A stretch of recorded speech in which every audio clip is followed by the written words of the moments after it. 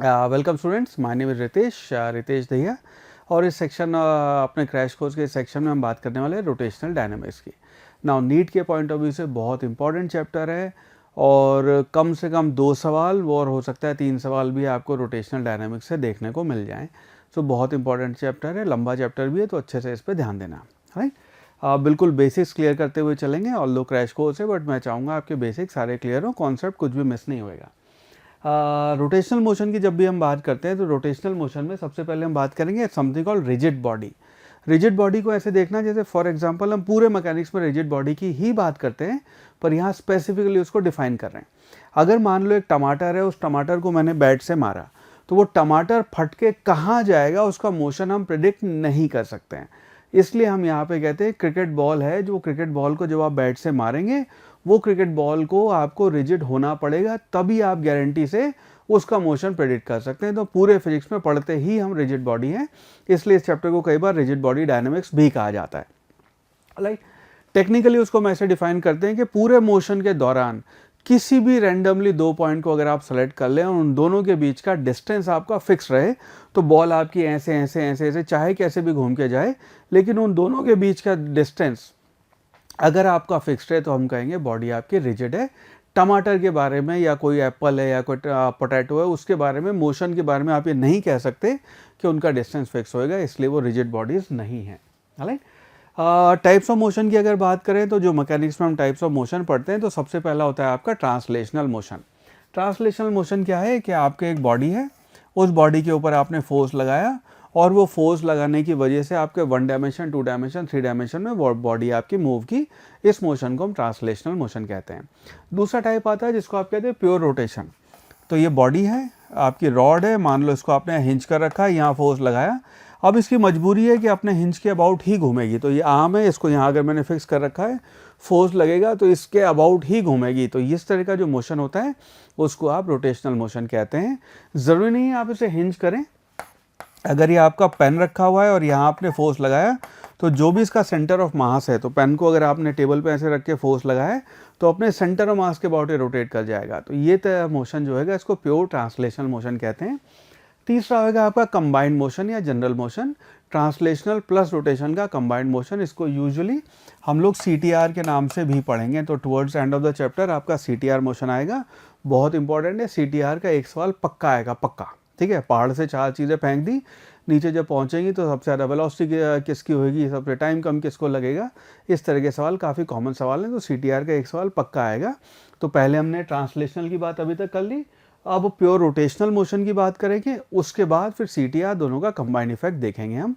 तो CTR motion में हम ये कह रहे हैं कि आपका टायर आगे भी जा रहा है और ये आपका ऐसे रोटेट भी कर रहा है, तो इसका जो ये फिजिकल डिस्प्लेसमेंट आगे ट्रांसलेशनल भी होएगा और प्योर रोटेशनल अपनी एक्सिस पे घूम रहा है वो भी होएगा। दोनों का कंबाइंड इफेक्ट हम वहाँ पे देखेंगे CTR में।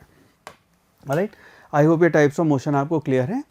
नेक्स्ट यहाँ पे बात करते हैं आपके सर्कुलर मोशन की। ये जो चीज़ें हमने पहले ऑलरेडी सर्कुलर मोशन में पढ़ ली, उसको क्विकली रिवाइज करते हैं।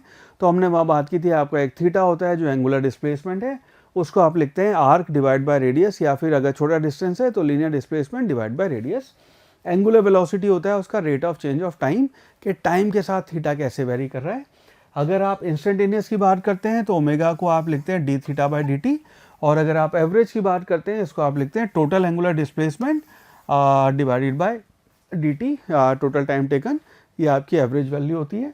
सिमिलरली एंगुलर एक्सेलेरेशन जो था उसकी भी आपकी एवरेज और इंस्टेंटेनियस वैल्यू आएगी। टोटल चेंज इन आपकी angular velocity divide by total time taken, उसको आप एवरेज कहेंगे।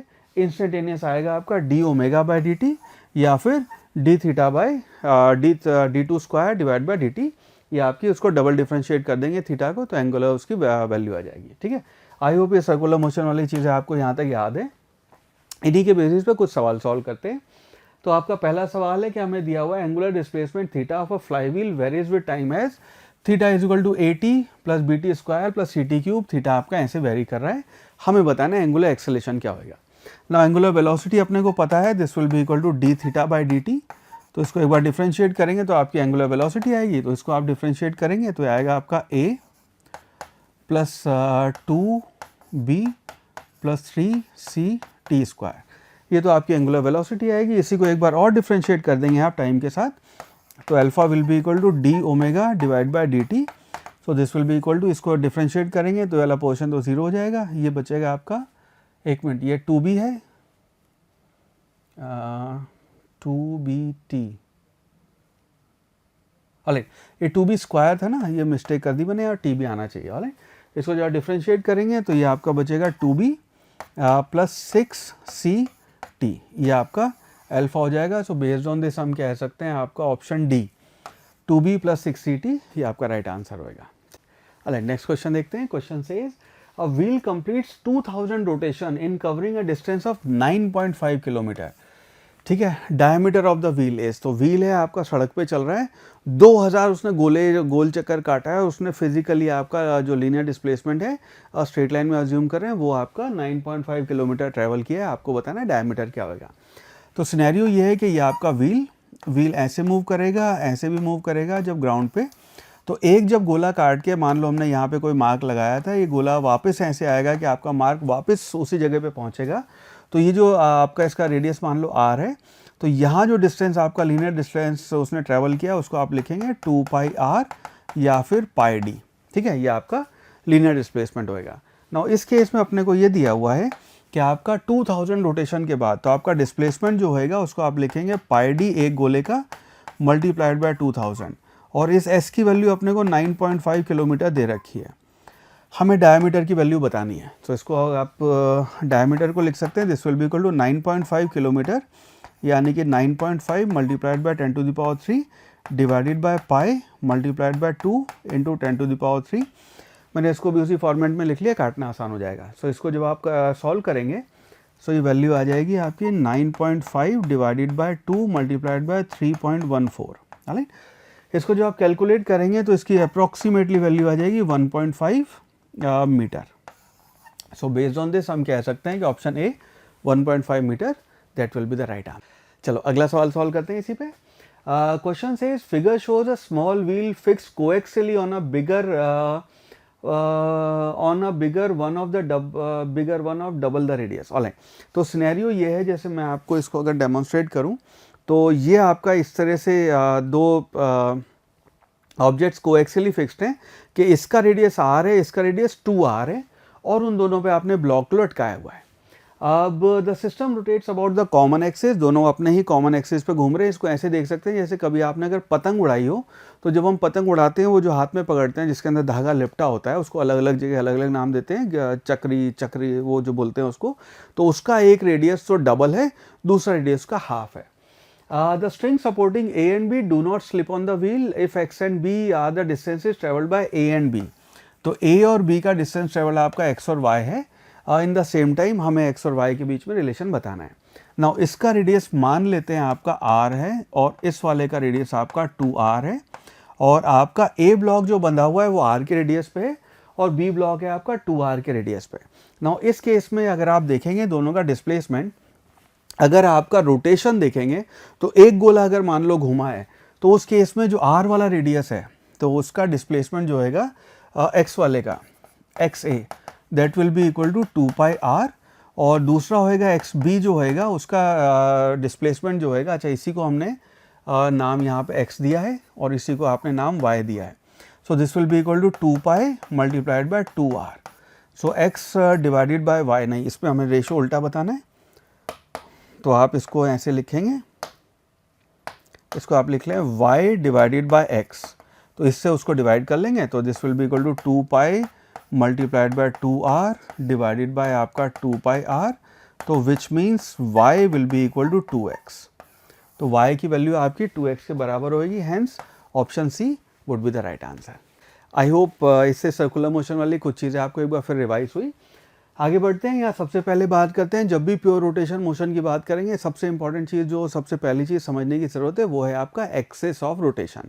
ना एक्सिस ऑफ रोटेशन को हम ये कहते हैं कि कोई भी ऑब्जेक्ट, जैसे फॉर एग्जांपल मैं इसको ऐसे देखते हैं कि अगर मान लीजिए मैं एक वायर है, इस वायर को बड़े सारे ऑब्जेक्ट्स हैं, इनको पकड़ के एक साथ ऐसे घुमा रहा हूँ, तो एक्सिस ऑफ रोटेशन जब आप इसको ऐसे ऐसे घुमा रहे हैं, तो एक्सिस ऑफ रोटेशन आपका वो होएगा कोई एक लाइन, उस लाइन के अबाउट जितने पार्टिकल ये आपके गोल गोल घूम रहे हैं, उस लाइन के अबाउट इंडिविजुअली हर पार्टिकल को जो आप कंसिडर करेंगे, सो हर पार्टिकल जो है वो आपका सर्कुलर मोशन यहाँ पे परफॉर्म कर रहा है। इंडिविजुअली सारे लोग सर्कुलर मोशन परफॉर्म कर रहे हैं उस लाइन के अबाउट, और उस लाइन को आप एक्सिस ऑफ रोटेशन कहते हैं।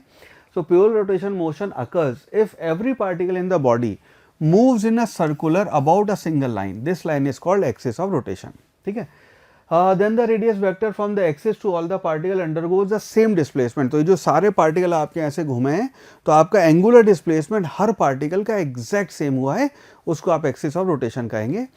इसका फर्दर एग्जांपल ले सकते हैं, जैसे सीलिंग फैन होता है, सीलिंग फैन का जो बीच का डंडा है वो आपका एक्सिस ऑफ रोटेशन है, और आपकी जो पंखुड़ियाँ गोल गोल गोल घूम रही हैं तो वो पंखुड़ियाँ, उनका फिजिकल डिस्प्लेसमेंट तो सबका अलग अलग, हर पॉइंट का अलग अलग होएगा, लेकिन उस एक्सिस के अबाउट एंगुलर डिस्प्लेसमेंट अगर इसका 15 डिग्री है, इसका भी सबका 15 डिग्री का एंगुलर डिस्प्लेसमेंट हुआ है, उसको आप कहेंगे एक्सिस ऑफ रोटेशन।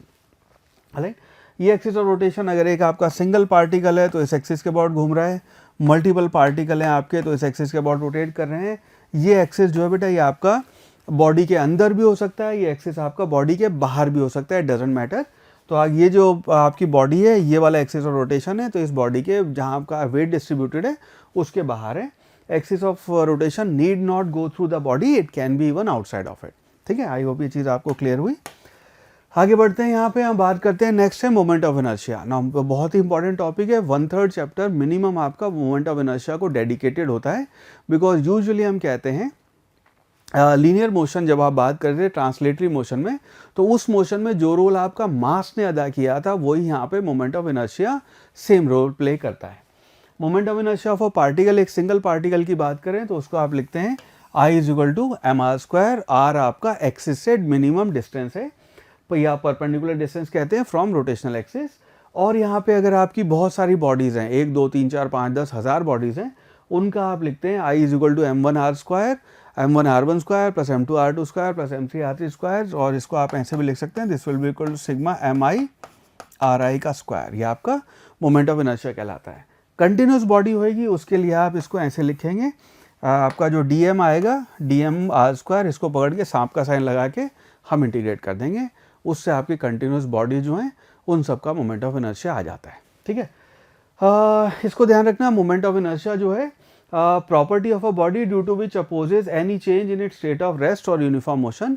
जैसे हमने कहा था मास ऑफ अ बॉडी वो आपका इनर्शिया आपकी प्रॉपर्टी है, और मास की वजह से बॉडीज आपका अवॉइड करती हैं रेस्ट। आपका अगर रेस्ट पे है तो रेस्ट पे रहेगी, मोशन यूनिफॉर्म हो रहा है तो यूनिफॉर्म में रहेगी, until unless external force is being applied on it, तो उसका state of change of motion avoid करती है। सेम काम यहाँ पे आपका मोमेंट ऑफ इनर्शिया वो करता है। Right, for a given body inertia constant होएगा, लेकिन मोमेंट ऑफ इनर्शिया वेरिएबल होएगा, डिपेंड करेगा एक्सिस क्या है, डिपेंड करेगा सेम मास के लिए आपका मास डिस्ट्रीब्यूशन क्या है। राइट, इन छोटी छोटी चीज़ों को ध्यान रखना। राइट, आगे बात करते हैं मोमेंट ऑफ इनर्शिया की। स्केलर फिजिकल क्वांटिटी है और इसकी जो यूनिट है वो किलोग्राम मीटर स्क्वायर होएगी, डायमेंशन उसकी आपकी L² ml² होएगी, T0 ये आपकी आई की डायमेंशंस हैं। मोमेंट ऑफ इनर्शिया ये आपका डिपेंड करता है साइज, शेप और मास डिस्ट्रीब्यूशन पे। मोमेंट ऑफ इनर्शिया आपका ऑल्सो डिपेंड करता है एक्सिस ऑफ रोटेशन पे। तो ये रॉड है, इस रॉड को जैसे पेन घुमाते हैं बच्चे, ऐसे घुमा रहे हैं मोमेंट ऑफ इनर्शिया अलग होएगा, यहाँ पे घुमा रहे हो मोमेंट ऑफ इनर्शिया अलग होएगा, ऐसे घुमाओगे मोमेंट ऑफ इनर्शिया अलग होएगा। तो सेम मास है लेकिन एक्सिस ऑफ रोटेशन बदल गया तो आपका मोमेंट ऑफ इनर्शिया बदल जाएगा। मोमेंट ऑफ इनर्शिया जिस चीज़ों पे डिपेंड नहीं करता है वो है आपकी angular velocity omega, angular acceleration alpha, torque या फिर एंगुलर मोमेंटम या फिर आपकी काइनेटिक एनर्जी। सो जिस प्रकार मास किसी बॉडी की प्रॉपर्टी है कि वो मास चले ना चले, उसमें मोमेंटम हो एनर्जी हो, उस सबसे कोई फर्क नहीं पड़ेगा, उसी प्रकार हम यहाँ कहते हैं आपका मोमेंट ऑफ इनर्शिया जो है उसी का रोटेशनल कंपोनेंट जो है उसका इन चीज़ों के होने या ना होने से कोई फ़र्क नहीं पड़ेगा, वो आपकी इनहेरेंट प्रॉपर्टी है उस बॉडी की, एक्सिस पे डिपेंड करेगा, मास डिस्ट्रीब्यूशन पे डिपेंड करेगा। राइट, आई होप ये चीज़ आपको क्लियर है। ये चीज़ और ध्यान रखना, मासेस दैट आर, ये इंपॉर्टेंट चीज़ है, मासेस जो आपके एक्सिस पे एग्जिस्ट करते हैं या एक्सिस पे लाई करते हैं वो मोमेंट ऑफ इनर्शिया में कंट्रीब्यूट नहीं करते हैं। तो अगर आपके 4 मास दिए हुए हैं उनका कंबाइंड मोमेंट ऑफ इनर्शिया बताना है, तो जो मास आपका एक्सिस पे एग्जिस्ट करता है उसका ऑफ कोर्स mr² में r आपका 0 हो गया, r आपका एक्सिस से डिस्टेंस है, उसका मोमेंट ऑफ इनर्शिया आपका 0 हो जाएगा। ठीक है, आई होप ये चीज़ आपको समझ में आई। नेक्स्ट यहाँ पे बात करते हैं रेडियस ऑफ जायरेशन। यूजुअली लोग इस रेडियस ऑफ जायरेशन के टॉपिक को थोड़ा सा डिफिकल्ट मान के पढ़ते हैं और पढ़ाते हैं, एक्चुअली मुश्किल है नहीं टॉपिक। रेडियस ऑफ जायरेशन ये कहते हैं कि जो भी आपकी कॉम्प्लिकेटेड बॉडी है जिसका आपने मोमेंट ऑफ इनर्शिया निकाला, मान लीजिए, लंबी चौड़ी कहानी का सार ये है कि मान लीजिए उसको हम कहें इंस्टेड ऑफ दैट आपकी बॉडी, अगर आपका मोमेंट ऑफ इनर्शिया उसका ऐसे निकाला जाए कि ये आपका एक सिंगल मास मान के डिस्टेंस पे अगर हम कहें तो इसका moment of radius of gyration इसके मोमेंट ऑफ इनर्शिया के बराबर दोनों का कॉम्बिनेशन आ जाएगा। तो हम यहाँ पे कहते हैं कि आपका आई जो है m के स्क्वायर हो जाएगा और k जो रेडियस ऑफ जायरेशन है that will be equal to √i divide by total mass of the object, के आपका रेडियस ऑफ जायरेशन है। ठीक है, रेडियस ऑफ जायरेशन जो है क्योंकि हमने मास से डिवाइड कर दिया है तो ये आपके मास पे डिपेंड नहीं करता है, और उसी के साथ साथ इसकी डायमेंशन देखोगे तो रेडियस ऑफ जायरेशन है, इसकी डायमेंशन लेंथ की, यूनिट इसकी मीटर में होगी। ठीक है, सो आई होप ये चीज़ आपको क्लियर है। अभी विद टाइम और क्लियर हो जाएगी, एग्जाम्पल करेंगे क्लियर हो जाएगी चीज़। ठीक है, नाउ नेक्स्ट आगे बढ़ते हैं। यहाँ पे हम कहते हैं theorem of parallel axis. Parallel axis theorem है, अभी मोमेंट ऑफ इनर्शिया देखेंगे तो और क्लियर हो जाएगा ये। तो अगर आपने किसी एक ऑब्जेक्ट का मान लीजिए सेंटर ऑफ मास पे मोमेंट ऑफ इनर्शिया निकाल लिया, अब आप चाहते हैं किसी और एक्सिस पे पता करना जहाँ पे वो एक्सिस सेंटर ऑफ मास के एक्सिस के पैरेलल है, तो वहाँ पे सेंटर ऑफ मास के उस पर मोमेंट ऑफ इनर्शिया निकालने के लिए आप करेंगे I will be equal to IG plus MA square. For example ये मान लीजिए आपकी रिंग है, इस रिंग का सेंटर ऑफ मास इस एक्सिस के अबाउट जब ऐसे घूम रही है तो आता है MR स्क्वायर, ये आपकी रिंग जिसका मास है रेडियस R। अब अगर आप इस एक्सिस के अबाउट मोमेंट ऑफ इनर्शिया निकालना चाहते हैं तो इसके about moment of inertia I will be equal to I COM plus M R square. R ये आपका डिस्टेंस हो गया। अगर मान लीजिए आपको एक और एक्सिस के अबाउट मोमेंट ऑफ इनर्शिया निकालना है, मान लीजिए यहाँ कोई एक्सिस है और एक्सिस का डिस्टेंस यहाँ से मान लीजिए 3R है फॉर एग्जांपल, इसके अक्रॉस आप I की वैल्यू निकालना चाहते हैं, let's call this I3। So I3 जो है उसकी वैल्यू हो जाएगी I COM plus M multiplied by 3R का square, because centre of mass से दूरी आपकी अब 3R हो गई, तो ये आपकी पैरेलल एक्सिस थ्योरम कहलाती है। ठीक है, सो इसकी वैल्यू देखोगे तो ये आपकी MR स्क्वायर और प्लस MR स्क्वायर कर रहे हैं तो इसकी वैल्यू हो जाएगी आपकी 2MR स्क्वायर। इसको देखोगे तो MR स्क्वायर है, ये बनेगा 9MR स्क्वायर, तो इसकी वैल्यू हो जाएगी आपकी 10MR स्क्वायर। तो फ़ायदा ये है कि अब आपको इंटीग्रेट नहीं करना पड़ेगा, आप डायरेक्ट सेंटर ऑफ मास की वैल्यूज़ ध्यान रखें, उसके अलावा जो भी एक्सिस है, जहाँ पे भी एक्सिस है उसके अबाउट ट्रांसफॉर्म करें अपना एक्सिस और ये थ्योरम लगाएं, आपको मोमेंट ऑफ इनर्शिया की वैल्यू मिल जाएगी। नेक्स्ट है आपका perpendicular axis theorem. Perpendicular axis theorem define है आपका सिर्फ और सिर्फ 2 डायमेंशनल ऑब्जेक्ट्स के लिए, और हम यहाँ कहते हैं इस लंबी चौड़ी कहानी का सार ये है कि ये मान लीजिए आपके डिस्क है, 2 डायमेंशनल ऑब्जेक्ट है, x डायमेंशन में आपने और y डायमेंशन है आपके ऑन द सरफेस डायमेंशन है, x के अबाउट और y के अबाउट आपने मोमेंट ऑफ इनर्शिया निकाल लिया। अब परपेंडिकुलर टू द प्लेन जो आपका z डायमेंशन है उसमें जो मोमेंट ऑफ इनर्शिया होएगा वो उन दोनों का अलजेब्रिक सम होएगा, तो I z will be equal to IXX plus IYY। ठीक है, फॉर एग्जाम्पल इसी रिंग की बात कर लेते हैं। तो मान लीजिए आपकी रिंग है, इस रिंग का मोमेंट ऑफ इनर्शिया इधर और इधर, ये आपकी XX और YY दो एक्सिस हैं, तो इसके अबाउट आपका आएगा MR स्क्वायर बाय 2 और इसके अबाउट आएगा आपका MR स्क्वायर बाय 2, है ना। इसी को जो आप ZZ इस एक्सिस के अबाउट देखेंगे तो ये आपका इन दोनों का सम यानी कि MR स्क्वायर हो जाएगा। इन दोनों का जब आप सम करेंगे तो उसके परपेंडिकुलर प्लेन के अबाउट जो मोमेंट ऑफ इनर्शिया है वो इन दोनों का सम आ जाएगा। ठीक है, ये आपकी पैरेलल और परपेंडिकुलर एक्सिस थ्योरम है। आई होप ये चीज़ आपको समझ में आई। इंटरेस्टिंग बात ये है कि जो पॉइंट ऑफ इंटरसेक्शन है आपका, ये ज़रूरी नहीं है कि आपका सेंटर ऑफ मास ही हो। पैरेलल एक्सिस में सेंटर ऑफ मास होना जरूरी है। यहाँ पे it can be even outside of it, body के बाहर भी हो सकता है, इसको ध्यान रखना। ये ज़रूरी नहीं है यहीं पे हो। तो आपकी ये एक्स रिंग है और ये आपको इस पॉइंट के अबाउट भी बात कर सकते हैं। ठीक है, so it can be even outside of it. Alright, आगे बढ़ते बेटा। हम यहाँ पे कहते हैं moment of inertia of 2 point mass system. Now बड़ा इंपॉर्टेंट कॉन्सेप्ट है, ये कई चैप्टर्स में आपको काम आता है, इसकी ज़रूरत ग्रेविटेशन में भी पड़ेगी आपको।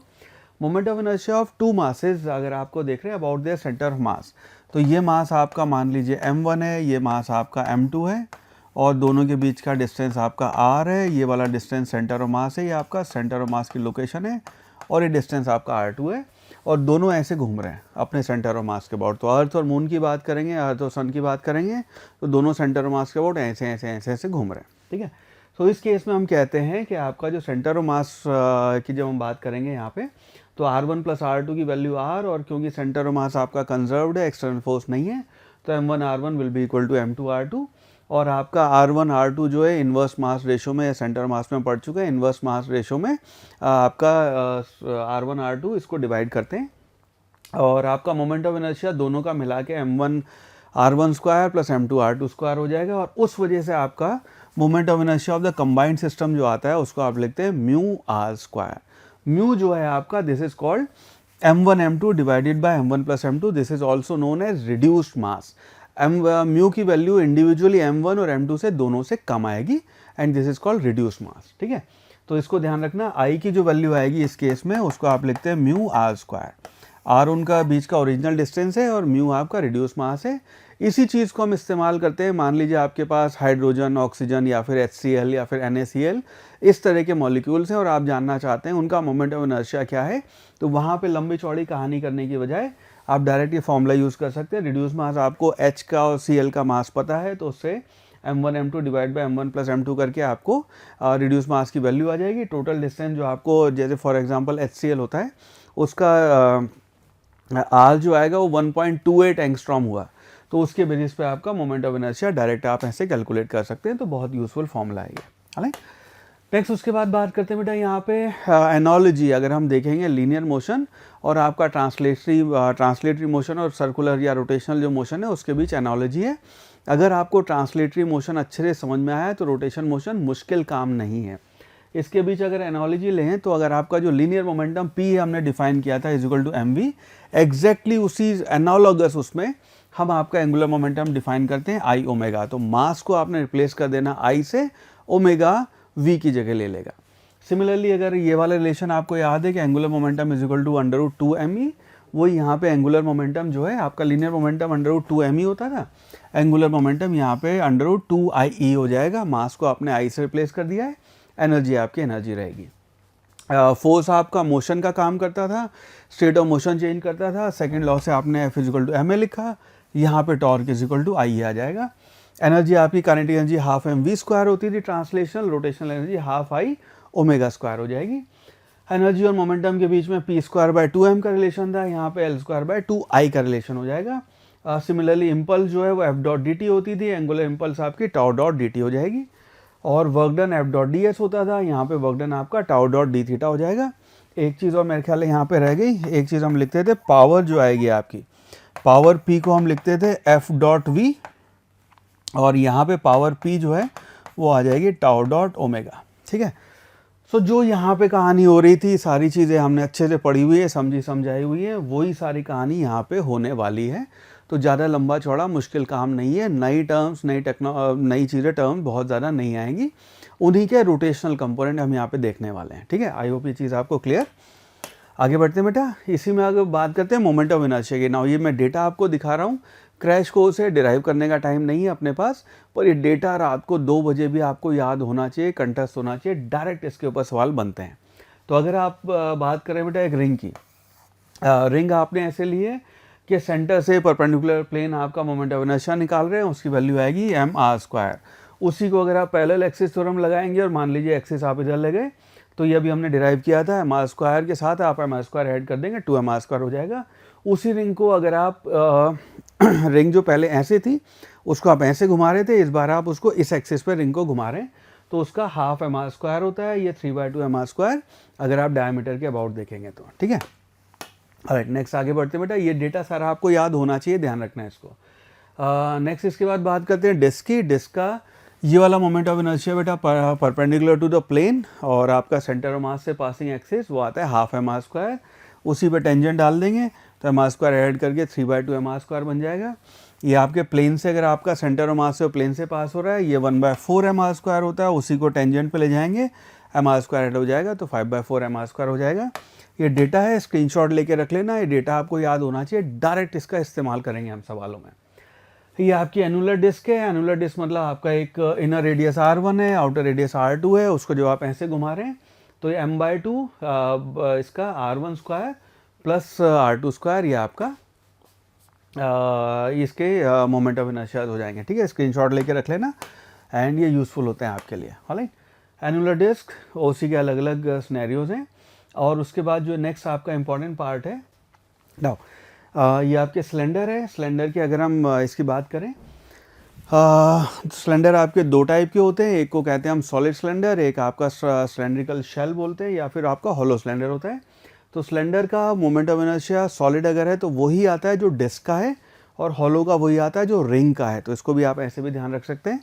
तो ये आपका हाफ एम आर स्क्वायर और ये एम आर स्क्वायर होएगा। ये एग्जैक्ट वही वैल्यू है जो आपकी डिस्क की और आपके रिंग की है। ठीक है, नेक्स्ट आगे बढ़ते हैं। यहाँ पे अब आपका है सॉलिड स्फेयर और hollow sphere. Derive of course इसको हम यहाँ नहीं करेंगे, डेटा आपको ध्यान रखना है।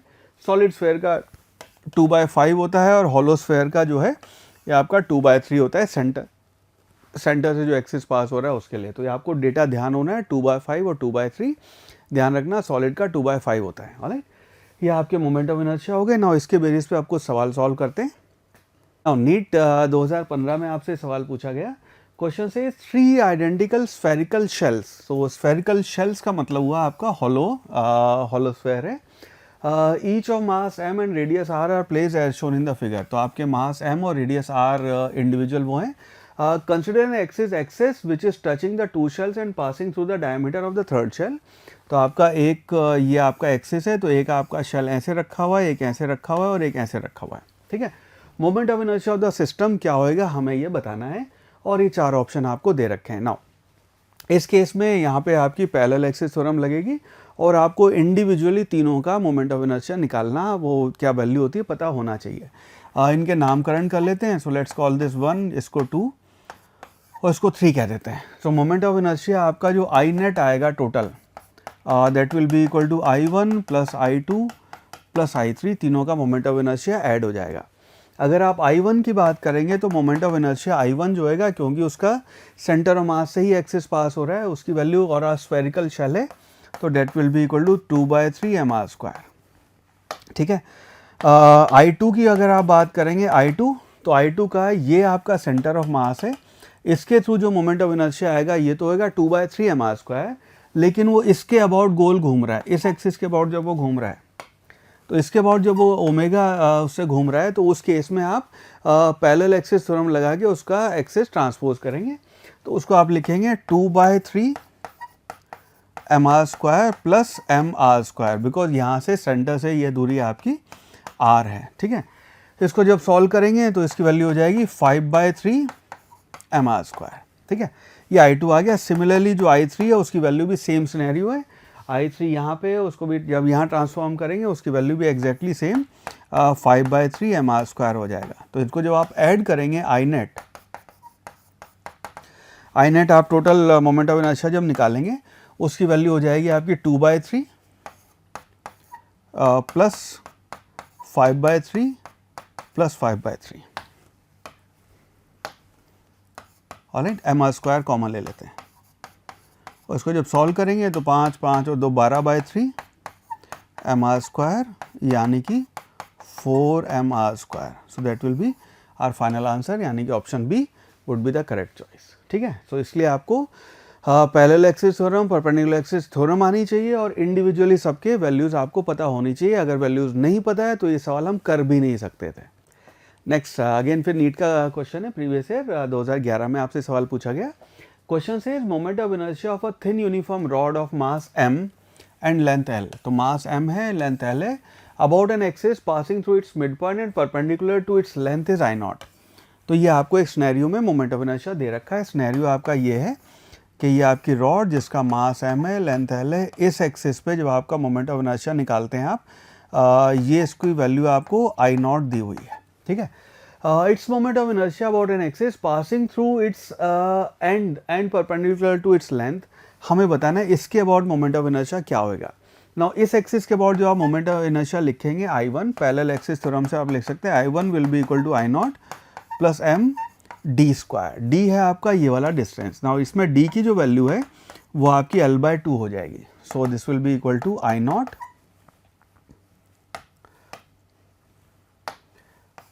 d square, I0 plus m l/2 का स्क्वायर। सो इसकी वैल्यू हो गई आपकी I जो है 1 जो हमें वैल्यू चाहिए, I0 plus m l square by 4, ये आपका फाइनल आंसर हो जाएगा। सो बेस्ड ऑन दिस हम कह सकते हैं कि option B I0 + ml²/4 would be the correct choice. Next question, mains का एग्जाम का सवाल है, मैं चाहता हूँ इसकी भी आपको प्रैक्टिस हो। Question says a circular disc X of radius R is made from an iron plate of thickness T. The another disc Y of radius 4R is made from iron plate of thickness T/4. Then relation between moment of inertia Ix और Iy दोनों का जो moment of inertia उसके बीच में क्या रिश्तेदारी होगी, सवाल ये अपना। देखो अब इसको सिनेरियो को समझना कि ये आपकी एक प्लेट जिसकी थिकनेस T, राइट, और ये आपका मोमेंट ऑफ इनर्शिया, इसके अबाउट ऐसे हम बात कर रहे हैं। तो इस केस में जब हम मोमेंट ऑफ इनर्शिया की बात करेंगे तो I जो है उसकी वैल्यू हमें पता है, this will be equal to mr²/2 होती है, क्योंकि डिस्क है, डिस्क का अगर आप इस एक्सिस के अबाउट लिख रहे हैं mr²/2 आता है, ये बात आपको पता होनी चाहिए। नाउ इस केस में मास को आप लिख सकते हैं density multiplied by volume multiplied by r²/2, ये आपकी मोमेंट ऑफ इनर्शिया की वैल्यू हो जाएगी। नाउ इसी को आप लिखेंगे I will be equal to density multiplied by, इसका अगर आप वॉल्यूम लिखेंगे तो वॉल्यूम इसका आएगा सिलेंडर, इसको आप मान सकते हैं। So this will be equal to πr² multiplied by r²/2। इसका मतलब है I जो है वो आपका हो गया रो π/2, ये तो आपके कांस्टेंट हो गए, मल्टीप्लाइड बाय T r⁴। ठीक है, ये आपकी इन जनरल रो की वैल्यू हो गई जब आपको डेंसिटी दी हुई है। ना अपने इस सवाल पे अगर आए यहाँ पे तो हम यहाँ पे देख सकते हैं I जो है, इससे हम ये कह सकते हैं I जो है वो आपका प्रोपोर्शनल है T मल्टीप्लाइड बाय r⁴ के, है। ये प्रोपोर्शनल है बिकॉज रो और सेम मटेरियल है, तो रो पाई और 2 ये तो आपके कांस्टेंट हो गए। अब यहाँ पे अगर आप कंपेयर करेंगे तो Iy जो है divided by Ix that will be equal to, proportionality से देखोगे तो ये आएगा आपका Ty divided by Tx multiplied by आपका Ry डिवाइडेड बाय Rx⁴, यानी कि Iy जो हो गया, Ix को आप उधर ले जाएंगे, Ty देखेंगे तो यहाँ पे थिकनेस आपकी y की 1/4 हो गई। सो इसकी वैल्यू आ जाएगी 1/4 मल्टीप्लाइड बाय y जो है उसका रेडियस 4 टाइम्स है, तो ये हो गया 4⁴ मल्टीप्लाइड बाय Ix। हाँ 4 की पावर 4 करेंगे, एक 4 कैंसिल हो जाएगा तो एक्चुअली 4³ बचेगा, 4³ 64 होता है, ये बात हमें बचपन से पता है। तो इसको हम लिख सकते हैं Iy जो आएगा that will be equal to 64 Ix। So based on this हम कह सकते हैं कि option A 64 Ix this will be the right answer. ठीक है, आई होप ये सोल्यूशन आपको समझ में आया और एट द सेम टाइम ये जो वैल्यूज़ हैं ये आपको ध्यान रखनी है। Next question, question says 4 masses are joined to a light circular frame as shown in the figure. Radius of gyration of this system about an axis passing through center of the circular frame and perpendicular to the plane will be. अपने को जो मास दे रखे हैं 4 मास ऐसे एक साथ आपके एक ही एक्सिस के अबाउट घूम रहे हैं, तो ये मास अपने को दिया हुआ है m, ये वाला है आपका 2m और ये वाला है आपका मास 3m, ये वाला है आपका 2m और सेंटर से डिस्टेंस आपको a दिया हुआ है। ठीक है, ये आपका a डिस्टेंस पे ऐसे चारों रोटेट कर रहे हैं, तो चारों पार्टिकल आप एक ही एक्सिस के अबाउट ऐसे घुमा रहे हैं, आपको रेडियस ऑफ जायरेशन बताना है। नाउ इस केस में अगर हम पहले I निकालेंगे तो अपने को ये बात पता है, रेडियस ऑफ जायरेशन जो है उसको आप लिख देंगे √I डिवाइडेड बाय m। तो इस केस में अगर आप मोमेंट ऑफ इनर्शिया निकालेंगे आपके पूरे सिस्टम का तो I will be equal to आपका I1 + I2 + I3 + I4, चारों का मोमेंट ऑफ इनर्शिया ऐड हो जाएगा यहाँ पे बिकॉज सेम एक्सिस के अबाउट है, राइट। तो I की जो वैल्यू आएगी आपकी I will be equal to, अगर m वाले का मोमेंट ऑफ इनर्शिया लिखेंगे ये आएगा आपका ma² प्लस इसका मोमेंट ऑफ इनर्शिया लिखेंगे ये आएगा 2ma² बिकॉज मास आपका 2m है, प्लस 3m का लिखेंगे तो ये आएगा आपका 3ma² प्लस 2m का लिखेंगे तो ये आएगा आपका 2ma²। तो इसको ऐड करेंगे तो 2 2 4 और 5 6 7 8, तो I की जो वैल्यू है वो आ गई आपकी 8ma²। ये तो मोमेंट ऑफ इनर्शिया हो गया। नाउ रेडियस ऑफ जायरेशन के लिए आप क्या करेंगे, अच्छा टोटल मास अगर आप देखेंगे सिस्टम का, जो लोग यहाँ गलती करते हैं वो ये करते हैं, इसी को कहते हैं अच्छा ये I आ गया, इसी का अंडर रूट लगा दो तो 2√2 आंसर लिखते हैं, हालांकि ऑप्शन दिए नहीं हुए इसलिए आप बच गए, पर वो that is the most popular wrong answer, है। तो इस केस में मास देखेंगे, चारों का मास आप ऐड करेंगे तो m 2m 3m 2m, जब इसको ऐड करेंगे आप m + 2m + 3m + 2m, तो जब मास आप ऐड करेंगे तो टोटल मास आपका हो गया 8m, राइट। तो इसका मतलब है रेडियस ऑफ जायरेशन k जो है वो हो गया आपका under root of 8ma² divided by 8m, यानी कि रेडियस ऑफ जायरेशन k आपका a आ गया। So which means option C A, this would be the right answer. Next question says moment of inertia of a uniform circular disc. तो आपकी एक circular disc है, ध्यान रखना, अबाउट डायमीटर इज आई। तो डायमीटर के अबाउट उसका moment of inertia I अपने को दिया हुआ है। Its moment of inertia about an axis perpendicular to its plane and passing through a point on its rim will be, और आपने ऑप्शन है आई के टर्म में आंसर देने 5i, 3i, 6i या 4i। नाउ इस सिनेरियो को पहले ऐसे समझना कि ये आपकी डिस्क और इसके अबाउट जो मोमेंट ऑफ इनर्शिया ऐसे है वो अपने को आई दिया हुआ है। नाउ क्योंकि ये डिस्क है आपकी, तो इस वजह से हमें पता है आई की वैल्यू mr²/4 होएगी, विच इम्प्लाइज आपकी अगर ज़रूरत पड़ेगी तो हम इसको यूज़ करेंगे, mr² will be equal to 4i। ये आपकी इक्वेशन 1 हो गई, इसको हम अभी संभाल के रखेंगे। अब हमें बताना है मोमेंट ऑफ इनर्शिया आपका ये डिस्क जो है इस एक्सिस के अबाउट। नाउ इस एक्सिस के अबाउट मोमेंट ऑफ इनर्शिया हमें पता है mr²/2 होता है। इस एक्सिस के अबाउट इसको I1 कह लेते हैं, will be equal to mr²/2 plus mr²। Parallel axis theorem से हम ऐसे लिख सकते हैं। तो ये आपका मोमेंट ऑफ इनर्शिया आ गया, और इसकी वैल्यू जो आप सॉल्व करेंगे ये हो जाएगा आपका 3/2 mr²। ना ये आपका मोमेंट ऑफ इनर्शिया हो गया, लेकिन हमें यह मोमेंट ऑफ इनर्शिया बताना है आई की टर्म में। तो ये जो आपका एक्सप्रेशन आया था mr² = 4i, उसको हमें इंसर्ट कर देंगे। तो आपका I1 है वो हो गया 3/2 मल्टीप्लाइड बाय 4i, यानी कि बिकॉज mr² की वैल्यू 4i है तो 2 कैंसिल होकर this will be equal to 6i। तो इसके टर्म्स में ये जो आपका मोमेंट ऑफ इनर्शिया, उसके टर्म में ये वाला moment of inertia will be equal to 6i, hence option B आपका राइट आंसर आ जाएगा। Right, next question says 4 thin rods of same mass m and same length l। तो 4 आपकी thin rods हैं जिनका मास सबका m है और लेंथ सबकी l है। फॉर्म्स अ स्क्वायर, उनको हमने ऐसे ज्वाइन कर रखा है कि वो एक स्क्वायर बना रही है as shown in the figure. Moment of inertia of this system about an axis passing through O and perpendicular to its plane. तो ऐसे अगर वो हम उसे रोटेट करेंगे तो मोमेंट ऑफ इनर्शिया बताना है क्या होएगा। नाउ इस केस में अगर आपकी लेंथ l है तो ये जो डिस्टेंस आया आपका हर रॉड का वो l/2 होएगा, मास इसका m है। और क्योंकि आपकी सिमेट्री है सिस्टम में, तो एक रॉड का मोमेंट ऑफ इनर्शिया निकाल के उसको हम 4 से मल्टीप्लाई कर देंगे तो आपका फाइनल आंसर आ जाएगा, बिकॉज जो इसका मोमेंट ऑफ इनर्शिया वही बाकी सबका अबाउट द सेम एक्सिस है, 4 टाइम्स मल्टीप्लाई हो जाएगा। ठीक है, तो अगर आप किसी एक रॉड का, जो रॉड ऐसे है और यहाँ पे आपकी रोटेट कर रही है ऐसे करके, उसका मोमेंट ऑफ इनर्शिया निकालेंगे तो इसका मोमेंट ऑफ इनर्शिया I1 की बात कर लेते हैं, that will be equal to, ये जो आपका सेंटर है, सेंटर के अबाउट आपका मोमेंट ऑफ इनर्शिया जो आएगा इस एक्सिस पे पास हो रही है वो आएगा ml² / 12 प्लस ml/2 का स्क्वायर, बिकॉज ये डिस्टेंस आपका l/2 है। पैरेलल एक्सिस थ्योरम लगा के आप इसको l/2 पे आगे ले गए। ठीक है, ये आपका l/2 है। हाँ, कुछ हुआ, ये क्या हुआ,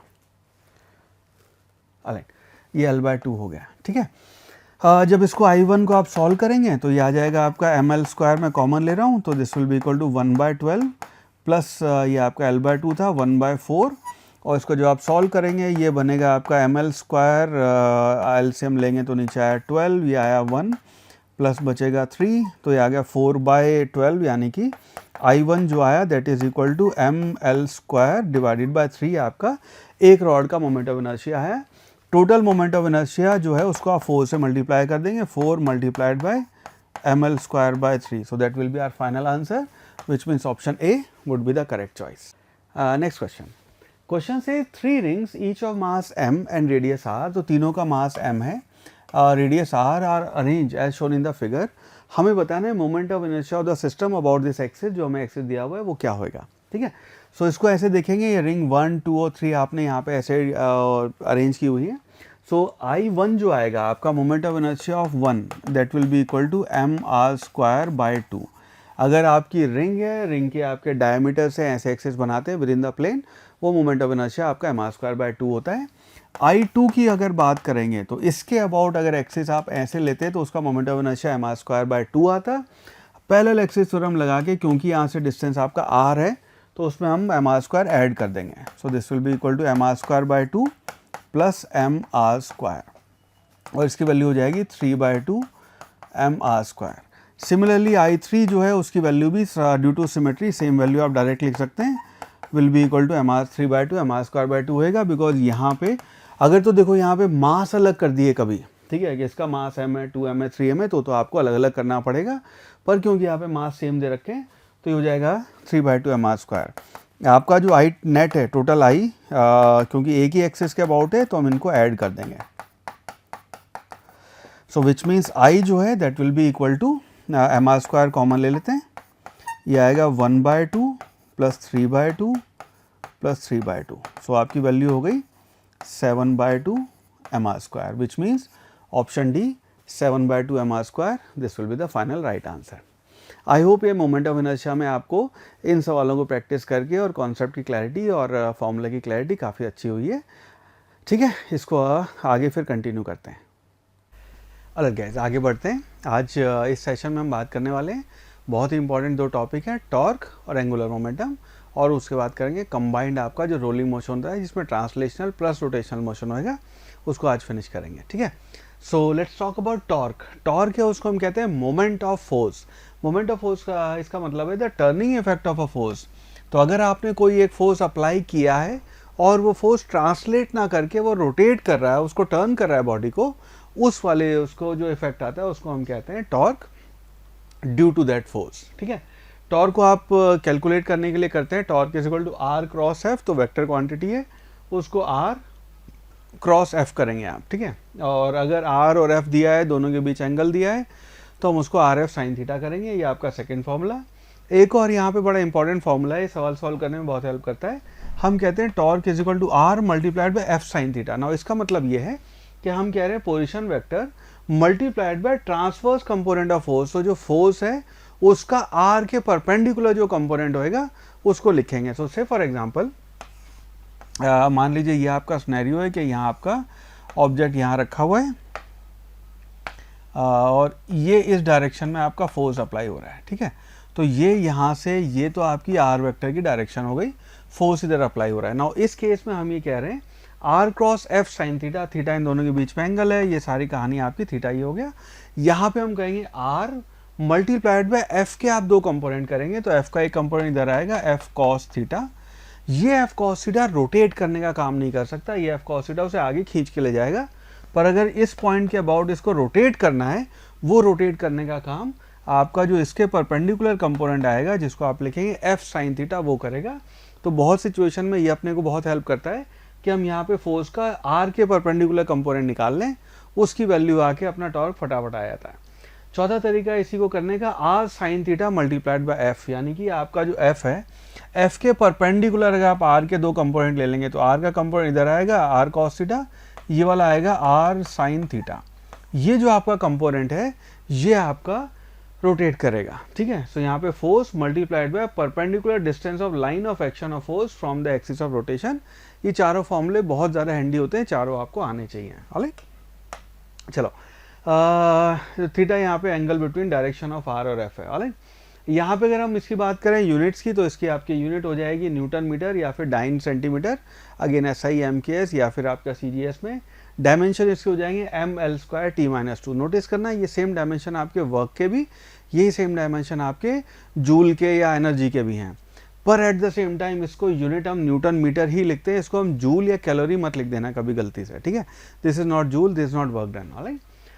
मैक्सिमम वैल्यू ऑफ टॉर्क जो आपकी पॉसिबल है कि मैक्सिमम टॉर्क जो कहीं पे आ सकता है वो तब आएगा जब थीटा आपका साइन थीटा में थीटा आपका 90 डिग्री हो जाए, साइन थीटा की वैल्यू 1 हो जाए। सो मैक्सिमम वैल्यू आपकी आर क्रॉस एफ हो सकती है, मिनिमम वैल्यू टॉर्क की आपकी 0 होगी उस केस में जब आपका आर और एफ जो है दोनों दो कोलिनियर हो जाए या दोनों एक दूसरे के पैरेलल हैं, तो आपका टॉर्क इफेक्ट या रोटेटिंग इफेक्ट 0 हो जाएगा, ठीक है। That is the case, torque की मिनिमम वैल्यू आपकी 0 हो जाएगी। If a body is acted upon bye, अगर आपके एक से ज़्यादा फोर्स पूरा आपका रोटेटिंग इफेक्ट प्रोड्यूस कर रहे हैं, उस केस में हम लिख देते हैं टाउ जो है net tau, that will be equal to tau 1 tau 2 tau 3। ये आपके सबको वेक्टर एडिशन करके सुपरपोजिशन प्रिंसिपल है, वो करके आपका नेट टॉर्क की वैल्यू आ जाएगी, ऑलराइट।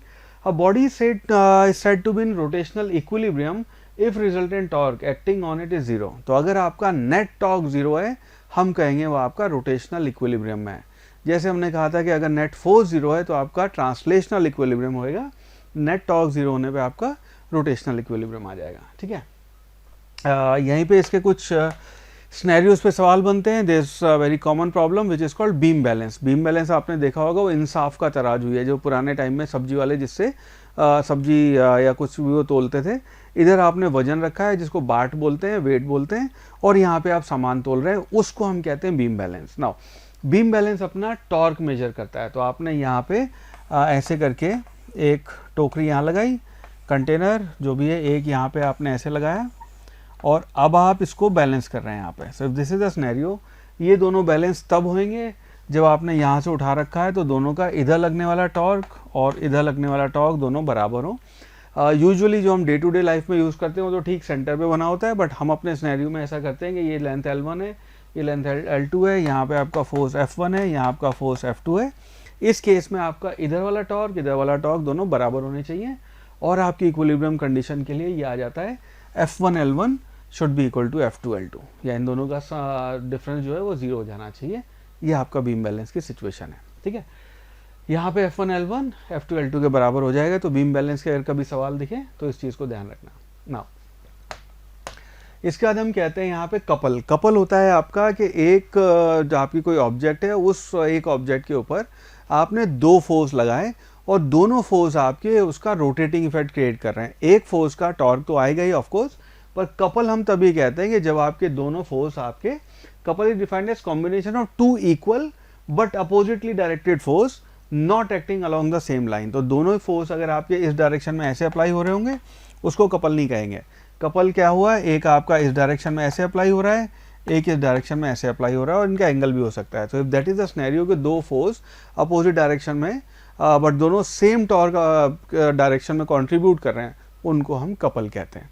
ये स्पेशली आपके लिए हैंडी होएगा जब आप डायपोल पढ़ेंगे इलेक्ट्रोस्टैटिक में, और आप मैग्नेटिक डायपोल पढ़ेंगे तो वहाँ पे कपल की बात होती है। तो इस चीज़ को ध्यान रखना। Effect of couple is known as by its moment of couple और टॉर्क, और यहाँ पे ही R क्रॉस एफ अपना अगेन फिर टॉर्क जो हो जाएगा R क्रॉस एफ इसकी वैल्यू आ जाएगी। ठीक है, आई होप कपल आपको क्लियर है। नेक्स्ट बात करते हैं यहाँ पे एंगुलर मोमेंटम की। तो जैसे हमने वहाँ पे मोमेंटम पढ़ा था, मोमेंटम को हमने ऐसे डिफाइन किया था कि amount of motion content in a body, एक बॉडी में कितना मोशन कंटेंट है, मास इंटू वेलोसिटी को मल्टीप्लाई करके हमने निकाला था, वेक्टर क्वांटिटी थी। यहाँ पे हम कहते हैं angular momentum is amount of rotational motion content inside a body. तो एक बॉडी के अंदर कितना रोटेशनल मोशन है उसको आप एंगुलर मोमेंटम कहते हैं। मोमेंट ऑफ लीनियर मोमेंटम मतलब जो आपका मोमेंटम है उसका एंगुलर कंपोनेंट एंगुलर मोमेंटम कहलाता है। Of a body with respect to any axis और rotation is known as its angular momentum. इसको हम कैलकुलेट करने के लिए करते हैं L will be equal to R cross P, और इसको आप ऐसे भी लिख सकते हैं आर पी साइन थीटा या फिर R multiplied by P sine theta. अभी इसकी हमने बात की position vector multiplied by perpendicular component of momentum, या फिर R sign theta multiplied bye P। इसका मतलब होगा momentum multiplied by perpendicular distance of line of action momentum from the axis of rotation. ठीक है, ये आपका एंगुलर मोमेंटम आप ऐसे कैलकुलेट कर सकते हैं। ठीक है, ये चीज़ ध्यान रखना है, एंगुलर मोमेंटम एक तो वेक्टर क्वांटिटी है और साथ के साथ वो एक्सियल वेक्टर है, मतलब जिस भी प्लेन में आपका मोशन हो रहा है एंगुलर मोमेंटम उसके परपेंडिकुलर होएगा। सो ये आपका एक्सियल वेक्टर्स कहलाते हैं। Direct always directed perpendicular to the plane of rotation and along the axis of rotation. तो जो भी आपका एक्सिस ऑफ रोटेशन है हमेशा उसके अलॉन्ग होंगे। यूनिट इसकी देखेंगे तो जूल सेकेंड या फिर kg मीटर स्क्वायर पर सेकेंड। और यहाँ पे बड़ी इंटरेस्टिंग चीज़ है इसके डायमेंशन, या नीट में आपके कई बार डायरेक्ट सवाल पूछा हुआ उस तरह का सवाल आता है, कौन सी कॉम्बिनेशन दे रखा है कि इस कॉम्बिनेशन में किसकी डायमेंशन सेम नहीं है। ऑप्शन ए में 3 चॉइस दे रखी है, ऑप्शन बी में 2 या 3 चॉइस दे रखी है। If that is the case आपको ध्यान रखना है इसके डायमेंशन और प्लैंक कांस्टेंट के डायमेंशन सेम होंगे। ठीक है, कई बार लोग इन दोनों को, क्योंकि अलग अलग चैप्टर में आते हैं, 11th में यहाँ पे आ रहा है, 12th के एंड में आएगा, तो लोग ध्यान नहीं रखते, कंपेयर नहीं करते। तो ये चीज़ को ध्यान रखना है, एंगुलर मोमेंटम के आपके जो डायमेंशन होंगे वो प्लैंक कांस्टेंट के बिल्कुल सिमिलर है। ठीक है, मैक्सिमम वैल्यू एंगुलर मोमेंटम की हो सकती है MVR, कब, जब आपका साइन थीटा 1 हो या फिर थीटा आपका 90 हो। मिनिमम वैल्यू 0, कब, जब आपका v जो है वेलोसिटी r वेक्टर के परपेंडिकुलर है। If that is the case angular momentum आपका 0 हो जाएगा। नाउ एंगुलर मोमेंटम के बारे में और इंटरेस्टिंग बात यह है कि in case of circular motion, अगर कोई एक पार्टिकुलर सर्कुलर मोशन कर रहा है, उस केस में कोई एक पॉइंट के अबाउट सर्कुलर मोशन ऐसे हो रहा है आपका, उस केस में एंगुलर मोमेंटम को लिख देते हैं आप L will be equal to R cross P, या फिर सिंपली mvr साइन थीटा, ये आपका एंगुलर मोमेंटम हो जाएगा। अबाउट एन एक्सिस अगर कोई मोशन हो रहा है तो आपकी एक बॉडी है, इस एक्सिस के अबाउट मान लो रॉड है, ऐसे ऐसे मूव कर रही है। If that is the case, आपका एंगुलर मोमेंटम को लिखेंगे आई ओमेगा। आई आपका उस पर्टिकुलर एक्सिस के अबाउट मोमेंट ऑफ इनर्शिया होगा, ओमेगा आपकी एंगुलर वेलोसिटी है। Rate of change of angular momentum is equal to net torque, तो ये बात हमें पता है। जैसे सेकंड लॉ ऑफ मोशन में हमने पढ़ा था, सेकंड लॉ ऑफ मोशन में हमने कहा था कि एफ जो है उसको हमने कहा था this will be equal to D P by D T. यहाँ पे हम ये कहते हैं कि torque is equal to D L by D T. Torque आपका रोटेशनल कंपोनेंट है, ये टॉर्क आपका मोमेंट ऑफ फोर्स है, एल आपका मोमेंट ऑफ मोमेंटम है, ये उसी का एंगुलर कंपोनेंट है। तो ये आपका काइंड ऑफ ये आपका सेकंड लॉ ऑफ मोशन बन जाता है, जो हम मैकेनिक्स में न्यूटोनियन मैकेनिक्स में पढ़ रहे थे, तो उसी का रोटेशनल एनालॉगस ही हो गया। एंगुलर मोमेंटम अगर एक से ज़्यादा अप्लाई हो रहे हैं, अगर बात कर रहे हैं आप यहाँ पे, angular momentum of a system of particle is equal to the vector sum of angular momentum of each particle. तो आप हर अगर 10, 12, 20, 50 पार्टिकल है, उन सबका मिला के एक सिस्टम बना के एंगुलर मोमेंटम जानना चाहते हैं, L1 plus L2 plus L3 plus L4 जितने भी है सबका वेक्टर सम करके आप देख लेंगे, नेट एंगुलर मोमेंटम आपको मिल जाएगा। एक चीज़ और है, ये एक और चैप्टर में आपका आता है, इसको ध्यान रखना। एटॉमिक स्ट्रक्चर जब बात करते हैं वहाँ पे इसको हम आपका जो बोर मॉडल है, ठीक है, उसमें हम ये कहते हैं कि एंगुलर मोमेंटम आपका जो हाइड्रोजन लाइक एटम है उसका angular momentum L is equal to NH/2π। आप यहाँ लिखते हैं n आपका integer use for number of orbits है, तो first orbit, second orbit, third orbit की जब बात करते हैं वो आपका n है। h आपका प्लैंक्स कांस्टेंट है, ठीक है, ये इसी वजह से डायमेंशन भी देखोगे तो इसकी और इसकी डायमेंशन भी सेम हो जाएगी, ठीक है। ये वाला जानबूझ के मैंने चीज़ इसलिए इकट्ठी की है यहाँ पे, 11th में शुरू में नहीं पढ़ाते हैं, बट हम क्योंकि क्रैश कोर्स कर रहे हैं तो यहाँ पे अगर मल्टीपल चैप्टर लिंक हो जाए तो इट्स ऑलवेज बेटर, है ना। चलो अब बेटा इसके बाद एंगुलर इम्पल्स की बात करते हैं। जैसे हमने वहाँ पे इम्पल्स की बात की थी, अब यहाँ पे एंगुलर इम्पल्स की बात करते हैं। अगर एक बहुत लार्ज अमाउंट ऑफ फोर्स एक छोटे ड्यूरेशन के लिए अप्लाई हो तो उसको हम इम्पल्स कहते हैं। यहाँ पे हम कहते हैं कि लार्ज टॉर्क अगर बहुत छोटे से ड्यूरेशन के लिए अप्लाई करते हैं उसको हम कहेंगे आपका एंगुलर इम्पल्स। अगेन कैलकुलेशन बिल्कुल सिमिलर है, हमने वहाँ पे कहा था कि आपकी impulse is equal to integration of F D T, वही कहानी हम करेंगे। जे से हम इसको डिनोट कर देते हैं कई बार, this will be equal to tau D T, और अगर टाउ आपका एवरेज मान रहे हैं उसे बाहर निकाल लें, डी टी को इंटीग्रेट कर दें T1 से T2 टाइम। एंगुलर इम्पल्स हमने वहाँ पे कहा था कि आपका इम्पल्स जो है दैट मीन्स वो आपका चेंज इन मोमेंटम के बराबर है। सिमिलरली एंगुलर इम्पल्स जो है आपका वो चेंज इन एंगुलर मोमेंटम के बराबर होगा, ठीक है। एंगुलर इम्पल्स है, उसकी वैल्यू चेंज इन मोमेंटम के एंगुलर मोमेंटम के बराबर होगी। ध्यान रखना, angular impulse will always be equal to change in angular momentum, but every change in angular momentum will not be impulsive. तो हर इम्पल्स जो है वो मोमेंटम में चेंज होएगा, लेकिन हर चेंज एंगुलर इम्पल्स नहीं होएगा, ये ध्यान रखना, ठीक है।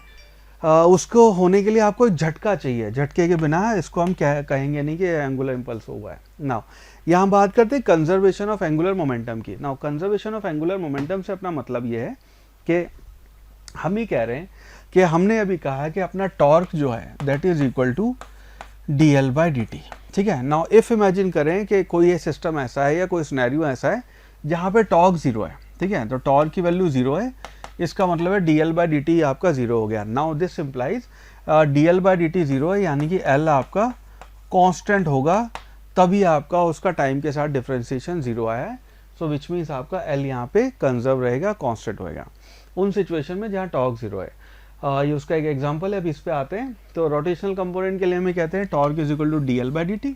सो इफ एक्सटर्नल टॉर्क अगर आपका सिस्टम का है या पार्टिकल के पे जीरो है, इसका मतलब D L by D T zero हो जाएगा, यानी कि आपका सारे एंगुलर मोमेंटम जितने भी सिस्टम पे अप्लाई हो रहे हैं उन सब का सम आपका जीरो हो जाएगा। Angular momentum of a system may be particle और body remains constant if resultant torque acting on it is zero, ठीक है। इसका मतलब ये है कि अगर हमने एंगुलर मोमेंटम को जैसे आई ओमेगा लिखा, ठीक है, so if torque equal to zero, यानी कि आपका उस बॉडी का आई ओमेगा जो है वो आपका कांस्टेंट रहेगा, और इसका तात्पर्य है कि आई जो है ओमेगा के इन्वर्सली प्रोपोर्शनल है। मतलब अगर आई डिक्रीज होएगा तो आपकी एंगुलर वो ओमेगा जो है वो इंक्रीज होएगी, या फिर other way round vice versa, अगर आई इंक्रीज होएगा ओमेगा कम हो जाएगी, ओमेगा कम होएगी आई बढ़ेगा, ओमेगा बढ़ेगा आई कम होएगी, इनवर्सली प्रोपोर्शनल है। एक बहुत ही सिंपल सा एग्जांपल, सेफ नहीं है इसलिए करना मत, बट जैसे स्केट वो करने वाले वो करते हैं ऐसे करके घूम रहे हैं, उनको जो अपनी स्पीड बढ़ानी होती है, रोटेशन की एंगुलर स्पीड बढ़ानी होती है, वो या तो ऐसे हो जाते हैं या ऐसे हो जाएंगे। तो if that is the case, ये आपका जो मोमेंट ऑफ इनर्शिया पहले ऐसे घूमते हुए आ रहा था, और जब आपने अपने डायमेंशन ऐसे कम कर लिए, सारा मास अब एक्सिस के पास आ गया, आपका मोमेंट ऑफ इनर्शिया कम हो गया, मोमेंट ऑफ इनर्शिया कम हो गया तो घूमने की ओमेगा बढ़ जाएगी। ठीक है, सो इस तरह के बहुत सारे सवाल पूछे जाते हैं। डे टू डे लाइफ में भी आपने देखा होगा, जैसे झूला झूलते हैं, स्विंग करते हैं, स्विंग करते हुए अगर आप खड़े हो जाएं तो एकदम से स्पीड कम हो जाती है, बैठ जाएं, पैर अपने सिकोड़ के ऐसे करके बैठ जाएं, उस केस में आपकी ओमेगा बढ़ जाएगी, उसकी जो आपकी एंगुलर वेलोसिटी है वो बढ़ जाएगी, for the simple reason I कम हुआ ओमेगा बढ़ेगी। राइट, चलो आई होप ये चीज़ आपको समझ में आई। अब इसके बाद कुछ सवाल करना स्टार्ट करते हैं। चलो अगला सवाल सॉल्व करते हैं। क्वेश्चन सेज, आपके नीट के 2019 का सवाल है। Question says a solid cylinder of mass 2 kg and radius 4 centimetre, आपका एक सॉलिड सिलेंडर है जिसका मास 2 किलोग्राम और उसका रेडियस 4 सेंटीमीटर है, is rotating about it axis at a rate of 3 RPM। वो अपने एक्सिस पर रोटेट कर रहा है 3 RPM के, ओमेगा आपने को दी हुई है। Torque required to stop after, उसको आपको रोकना है आफ्टर 2 पाई रेवोल्यूशन है, तो कितना टॉर्क चाहिए होगा, ये वैल्यू हमें यहाँ पे बतानी है। नाउ इस केस में अपना जो टॉर्क है उस टॉर्क को हम लिखते हैं, आपका टॉर्क जो आएगा that will be equal to I alpha. ठीक है, अब क्यों टॉर्क जो आएगा उसकी वैल्यू हो जाएगी आपकी आई अल्फा। यहाँ पे क्योंकि अपना आई सॉलिड सिलेंडर की हम बात कर रहे हैं, तो सॉलिड सिलेंडर के लिए आई जो है उसकी वैल्यू हम लिख देंगे, दिस विल बी mr²/2। ना इसको कैलकुलेट कर ही लेते हैं, उसके बाद अल्फा निकालेंगे, मल्टीप्लाई करेंगे, टॉर्क आ जाएगा। This what we need to do. mr² के लिए m की वैल्यू हो गई 2 किलोग्राम, मल्टीप्लाइड बाय r है आपका 4 सेंटीमीटर, उसका स्क्वायर करना है, यानी कि 4 मल्टीप्लाइड बाय 10⁻⁻² का स्क्वायर डिवाइडेड बाय 2, यानी कि जो i है आपका मोमेंट ऑफ इनर्शिया उसकी वैल्यू आ गई 16 इंटू 10⁻⁻4, ये आपकी i की वैल्यू हो गई। नाउ नेक्स्ट यहाँ पे हमें बताना है कि हमें उसके इनिशियली वो किसी ओमेगा से घूम रहा है और उसको हमने रिटार्डेशन किया और उसके बाद वो रुक गया। यहाँ पे अपने को इनिशियल ओमेगा जो है ओमेगा नॉट वो दिया हुआ है 3 RPM। नाउ ये आपके रोटेशन पर मिनट होता है, इसको हम रेडियन पर सेकेंड में कन्वर्ट करेंगे। So this will be equal to 3 multiplied by, एक अगर रोटेशन आप पूरा करते हैं तो आपका थीटा जो है वो आता है आपका 2 पाई, और टाइम अपने को मिनट में दिया हुआ उसे सेकंड में कन्वर्ट करना है, तो 60 से डिवाइड करेंगे, इसकी वैल्यू आ जाएगी π/10। तो आपका ओमेगा नॉट हो गया π/10, ये आपकी इनिशियल वेलोसिटी आ गई। ठीक है, अब यहाँ पे हम जानना चाहते हैं कि आपका फाइनल वेलोसिटी 0 हो जाए, अल्फा कितना लगाए ना, इसके लिए हम third equation of motion use करेंगे। सो हम थर्ड इक्वेशन मोशन होती है omega square will be equal to omega naught square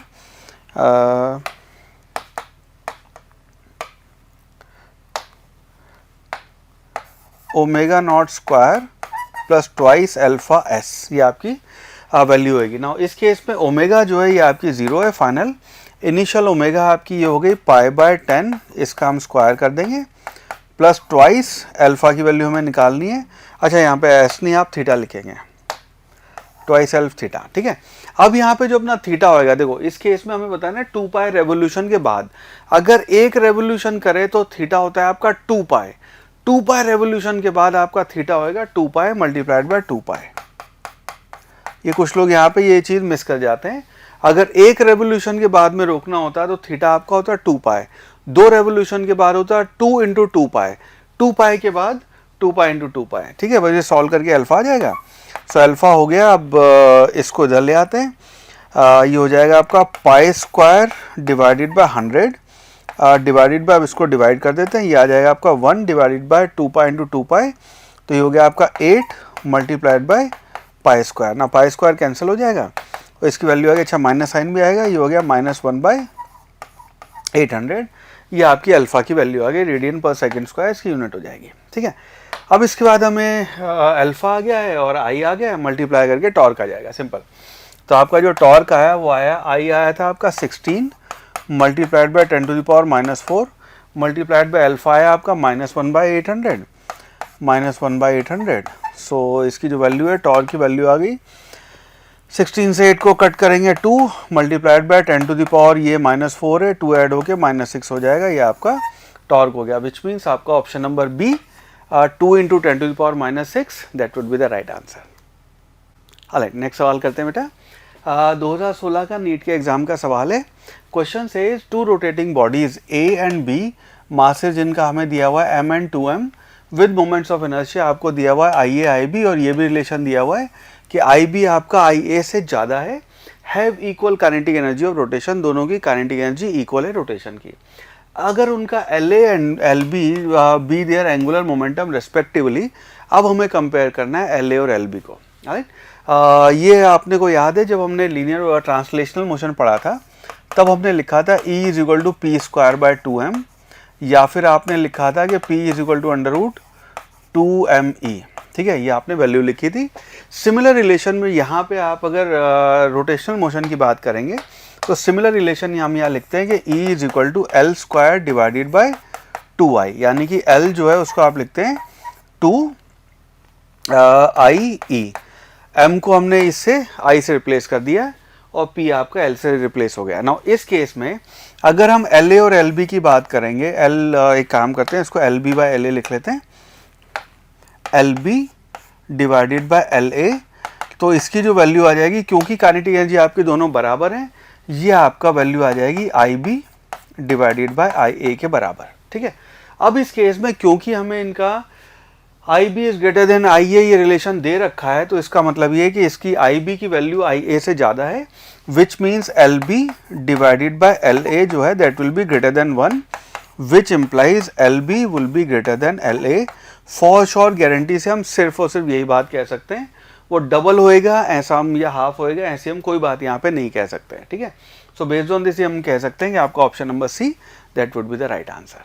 next question, question says consider a body shown in the figure consisting of 2 identical balls, आपकी दोनों identical balls है, each of mass m, तो इसका भी मास m है, इसका भी मास आपका m दिया हुआ है, connected by a light rigid rod, तो रॉड आपकी रिजिड है, इसका मतलब ये है कि आपकी ऐसे ऐसे स्ट्रिंग की तरह बिहेव नहीं करेगी, ये रिजिड रॉड है। यहाँ पे हमने क्या किया, if an impulse I is equal to mv is imparted to the body at one of its end, तो यहाँ पे आपने impulse I is equal to mv यहाँ प्रोवाइड किया है।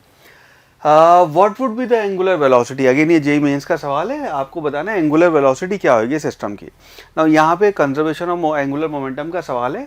इस केस में अगर आप इसको अच्छे से नोटिस करेंगे सिनेरियो को, तो ये क्योंकि आपकी frictionless let's say table top पे बॉडी रखी हुई है, उस केस में now when body is free to motate free to rotate, उस केस में ये अपना जो सेंटर ऑफ मास है जो कि आपका L/2 और L/2 पे यहाँ आएगा, इस लेट्स से इस पॉइंट को वो कहते हैं, इसके अबाउट रोटेट करेगी।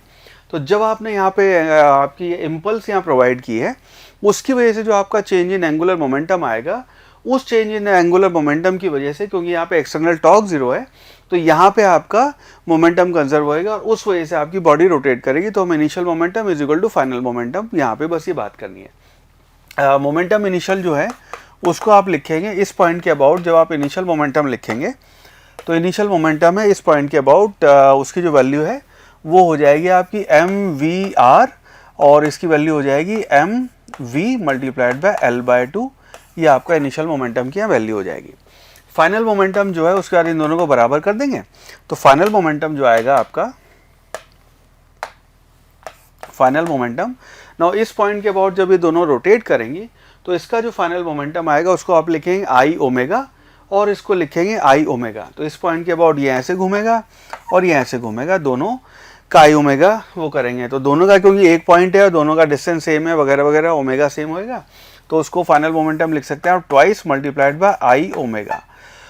और यहाँ पे इसकी वैल्यू हो जाएगी ट्वाइस मल्टीप्लाइड बाय I। अगर देखेंगे तो एक इसके पॉइंट अबाउट ये घूम रहा है, तो एक जो पॉइंट मास का आपका मोमेंट ऑफ इनर्शिया आप लिखते हैं mr², तो उसको आप लिखेंगे m मल्टीप्लाइड बाय इसका r² हो जाएगा L/2 का square multiplied by omega. Now in दोनों को इक्वेट कर देंगे तो ये आ गया mvL/2 will be equal to twice multiplied by mL² divide by 4 omega. अब दोनों साइड से आपका m कैंसिल हो जाएगा और एक L कैंसिल हो जाएगा और यहाँ पे कैंसिल हो गया 2 आएगा, 2 भी कैंसिल हो जाएगा, विच मीन्स ओमेगा जो उसकी वैल्यू आ गई V by L. So V by L आपकी ओमेगा हो जाएगी. Hence option A this would be the right answer. Next question says, आपका नीट का प्रीवियस ईयर क्वेश्चन है. Question says a thin circular ring of mass m and radius r is rotating about its axis with a constant angular velocity omega. Four objects each of mass small m are kept gently to the opposite ends of two perpendicular diameters of the ring. अब हमें बताना है angular velocity of the ring क्या हो जाएगी. तो scenario आपका ये है कि ये आपकी रिंग पहले ऐसे घूम रही थी, ऐसे करके लेट से ओमेगा 1 से या ओमेगा नॉट से ऐसे घूम रही थी. इसका मास m है, कैपिटल M, रेडियस आपका r. अब आपने क्या किया, संडे आफ्टरनून है, करने को कुछ नहीं है, सवाल हमें सॉल्व करना है. आपने क्या किया, यहाँ चारों को इस पे एंड पे दो अपोजिट डायमीटर परपेंडिकुलर यहाँ पे आपने m मास रख दिया, छोटा m. और अब यहाँ पे क्योंकि आपने छोटा m मास रख दिया है उस वजह से आपकी ओमेगा में चेंज आएगा. सवाल ये कि कितनी ओमेगा होगी. ना इस सिनेरियो में आपने क्योंकि उनको जेंटली रखा है और हम ये अज्यूम करेंगे फ्रिक्शन इज जस्ट इनफ कि वो आपके साथ साथ घूम पाए, तो इन सारे सिनेरियोज में आपका एंगुलर मोमेंटम कंजर्व होएगा. विच मीन्स आप लिखोगे initial angular momentum will be equal to final angular momentum. Now initial angular momentum जो है, क्योंकि आपकी रिंग है अपने एक्सिस पे घूम रही है, इसको आप लिखेंगे m r स्क्वायर ओमेगा. आई ओमेगा आपका एंगुलर मोमेंटम होता है. फाइनल एंगुलर मोमेंटम है, पहले आप लिखेंगे ओमेगा डैश जो है वो हो गई आपकी उसको ऐसे लिखेंगे, this will be equal to I ring plus 4 times I mass multiplied by omega. ये आपका फाइनल मोमेंटम एंगुलर मोमेंटम होएगा. नाउ इस केस में हमें बस ये लिखने की ज़रूरत है, ग्रीन यूज़ कर लेते हैं. ठीक है. सो ये आ गया आपका m r square omega will be equal to ring का मोमेंट ऑफ इनर्शिया तो वही रहेगा, ये ओमेगा डैश आएगा. ठीक है, इसकी वैल्यू बतानी है हमें. ये आएगा m r square plus 4 times. अब ये इंडिविजुअली अगर मास को देखेंगे तो यहाँ से आपका डिस्टेंस जो है, हर मास का जो डिस्टेंस है, क्योंकि रेडियस r है तो हर मास का डिस्टेंस एक्सिस से r है, तो ये हो जाएगा 4m r square omega dash. m r square अगर नहीं r स्क्वायर अगर आप कॉमन ले लें तो जो ओमेगा है डैश उसकी वैल्यू हो जाएगी, ये r स्क्वायर आपका कैंसिल हो जाएगा. This will be equal to m omega divided by m plus 4m. ये आपकी वैल्यू आ जाएगी. बेस्ड ऑन दिस हम कह सकते हैं कि आपका option A would be the right answer. Alright, next यहाँ पे बात करते हैं आपकी वर्क पावर एनर्जी की. अपने अगर रोटेशनल सिनेरियो उसमें क्या होएगा. ना वर्क पावर एनर्जी की जब बात करते हैं तो वर्क हमने, क्योंकि जैसे ट्रांसलेशनल मोशन में हमने लिखा था कि आपका वर्क डन जो होता है उसको हम डिफाइन करते हैं, this will be equal to F dot D S. Similarly यहाँ पे जो वर्क डन है आपका उसको आप डिफाइन करेंगे टाउ डॉट डी थीटा. ये आपका वर्क डन हो जाएगा. यही आपका टाउ डॉट थीटा है, इसको हम वर्क डन कहते हैं. और अगर इसको आगे देखेंगे, ये आपका एनालॉगस है बिल्कुल जो काम हमने वहाँ पे ट्रांसलेशन मोशन में किया था. काइनेटिक एनर्जी है उसको हम कहते हैं the energy body has virtue of its rotational motion. उसको हम जो रोटेशनल मोशन की वजह से जो आपकी एनर्जी आती है उसको हम काइनेटिक एनर्जी कहेंगे. और body rotating about fix axis possesses kinetic energy because its constituents particles are in motion even though body as a whole remains at a place. तो एक कोई ऑब्जेक्ट है वो अपनी जगह पे घूम रहा है, तो एज पर से ट्रांसलेशनल मोशन के हिसाब से, जैसे पंखा है, पंखा अगर अपनी जगह पे गोल गोल घूम रहा है, तो अगर ट्रांसलेशनल मोशन के हिसाब से वेलोसिटी की बात करेंगे तो उसका डिस्प्लेसमेंट जीरो है, वो कहीं नहीं गया. वो 11 बजे भी वहीं था, 11:15 बजे वही था, 12 घंटे बाद भी वहीं पे है. लेकिन वहाँ पे क्योंकि अपने एक्सिस पर रोटेट कर रहा है तो उसके अंदर ट्रांसलेशनल वाली नहीं लेकिन रोटेशनल वाली काइनेटिक एनर्जी उसके अंदर होगी. राइट. और उस काइनेटिक एनर्जी को जब हम बात करते हैं तो उस काइनेटिक एनर्जी को हम लिखते हैं, अच्छा उसी इस काइनेटिक एनर्जी को हम लिखते हैं, आपकी जो काइनेटिक एनर्जी आएगी उसको आप लिखते हैं हाफ आई ओमेगा स्क्वायर. ये एनालॉगस है जो हमने वहाँ पे mv स्क्वायर लिखा था, इसको आप लिखते हैं हाफ आई ओमेगा स्क्वायर. यही बात हमने वहाँ पे ट्रांसलेशन में की थी. काइनेटिक एनर्जी उसकी वैल्यू आई थी हाफ m v स्क्वायर के बराबर. यहाँ काइनेटिक एनर्जी आपकी हाफ आई ओमेगा स्क्वायर होगी. ठीक है, इस चीज़ को ध्यान रखना. ऑलराइट, नेक्स्ट आगे बात करते हैं बेटा पावर की. पावर जो है उसको हम कहते हैं यहाँ पे पावर रोटेटिंग ऑब्जेक्ट्स की जब हम बात कर रहे हैं तो पावर को हम यहाँ पे लिखते हैं rate of change of kinetic energy, और उसकी वैल्यू आती है आपकी टाउ ओमेगा. तो वहाँ पे अपने जो पावर को लिखा था वहाँ हमने लिखा था एफ डॉट वी. यहाँ पे हम पावर को लिखते हैं this will be equal to power will be equal to tau dot omega. Now जानबूझ के मैं आपको हमेशा कंपेयर करके इसलिए बता रहा हूँ कि क्योंकि ट्रांसलेशनल हमने इतना टाइम लगा के अच्छे से सारी चीज़ें समझी है, वो की है, उसी का रोटेशनल कंपोनेंट देख रहे हैं, दैट्स इट। ठीक है, वेक्टर फॉर्म में आप लिखेंगे this will be equal to power will be equal to tau dot omega, analogous है आपका बिल्कुल इसके साथ। ना अब बात करते हैं यहाँ पे प्योर रोलिंग मोशन की। तो प्योर रोलिंग जो मोशन है, हम कहते हैं in case of rotational motion of a body about a fixed axis, the axis of rotation also moves, the motion is called combined translatory or rotatory motion। Scenario ये है कि ये आपकी बॉडी है, ऐसे आपकी ट्रांसलेट कर रही है और साथ के साथ ये ऐसे ओमेगा से रोटेट भी कर रही है। तो इसका सेंटर ऑफ मास जो है, ये आपका सेंटर ऑफ मास लेट से VCOM आपका आगे ऐसे v वेलोसिटी से जा रहा है, और साथ के साथ जैसे गाड़ी का पहिया चलता है और साथ के साथ ही ओमेगा से ऐसे रोटेट भी कर रही है। उस केस को हम कहते हैं प्योर रोलिंग। ये आपका प्योर रोलिंग मोशन कहलाएगा। इस केस में नेट काइनेटिक एनर्जी जो होती है उसको हम लिखते हैं आपकी translatory plus rotatory kinetic energy, दोनों का सम आएगा। नेट काइनेटिक एनर्जी हम लिखेंगे will be equal to translatory plus आपकी रोटेटरी। ट्रांसलेटरी आपकी काइनेटिक एनर्जी होगी हाफ mv², रोटेशन की वजह से हाफ I ओमेगा स्क्वायर आएगा, और इसकी वैल्यू होगी half mv² plus half mv² k² by r²। Now ये वैल्यू आप हम इसको I को अगर इसमें इस वाले केस में हम अपने ये जो ओमेगा स्क्वायर है उसको v² बाई r² कर दें और I के साथ आप इसको कंपेयर कर देंगे, तो ये k² के टर्म में आप इसकी एनर्जी ऐसे लिख सकते हैं। ठीक है, ये आपकी काइनेटिक एनर्जी ये बन जाएगी इस फॉर्मेट में। हम इसको काइनेटिक एनर्जी को लिख देते हैं half mv² 1 plus k² by r²। Now ये फॉर्मूला आपके लिए काफ़ी इंपॉर्टेंट हो जाता है, क्योंकि आपका k² बाई r² है, जितनी भी अपनी स्टैंडर्ड बॉडीज़ हैं, आपका रिंग, आपका हॉलोस्फेयर या फिर सॉलिड स्फेयर या फिर सिलेंडर या फिर डिस्क, उन सब के लिए k² बाई r² की वैल्यू फिक्स्ड है। राइट, अभी हम एक टेबल देखेंगे और वो वैल्यूज़ आपको या तो याद होनी चाहिए या उनको फटाफट डिराइव करना आपको आना चाहिए। अगर यहाँ पे हम वेलोसिटीज़ की बात करेंगे, अगर आपका जैसे मोशन हो रहा है ट्रांसलेशनल प्लस रोटेशनल मोशन हो रहा है, तो ट्रांसलेशनल मोशन आपका ऐसे मूव किया और ये आपका साथ के साथ रोटेशन मोशन भी हुआ, इसको आप कहेंगे ये आपका रोलिंग मोशन हो रहा है। तो इस केस में पहिया आपका आगे भी गया ऐसे और गोल भी घुमा है, तो आपका दोनों को मिला के ये आपका कंबाइंड मोशन होएगा। इस केस में अगर आप अलग अलग पॉइंट्स की वेलोसिटी देखेंगे, तो से सेंटर पे जो आपका ये वाला जो पॉइंट यहाँ पे है, उसकी आगे ट्रांसलेशनल की वेलोसिटी, इधर हर पॉइंट की ट्रांसलेशनल की ऐसे वेलोसिटी आएगी।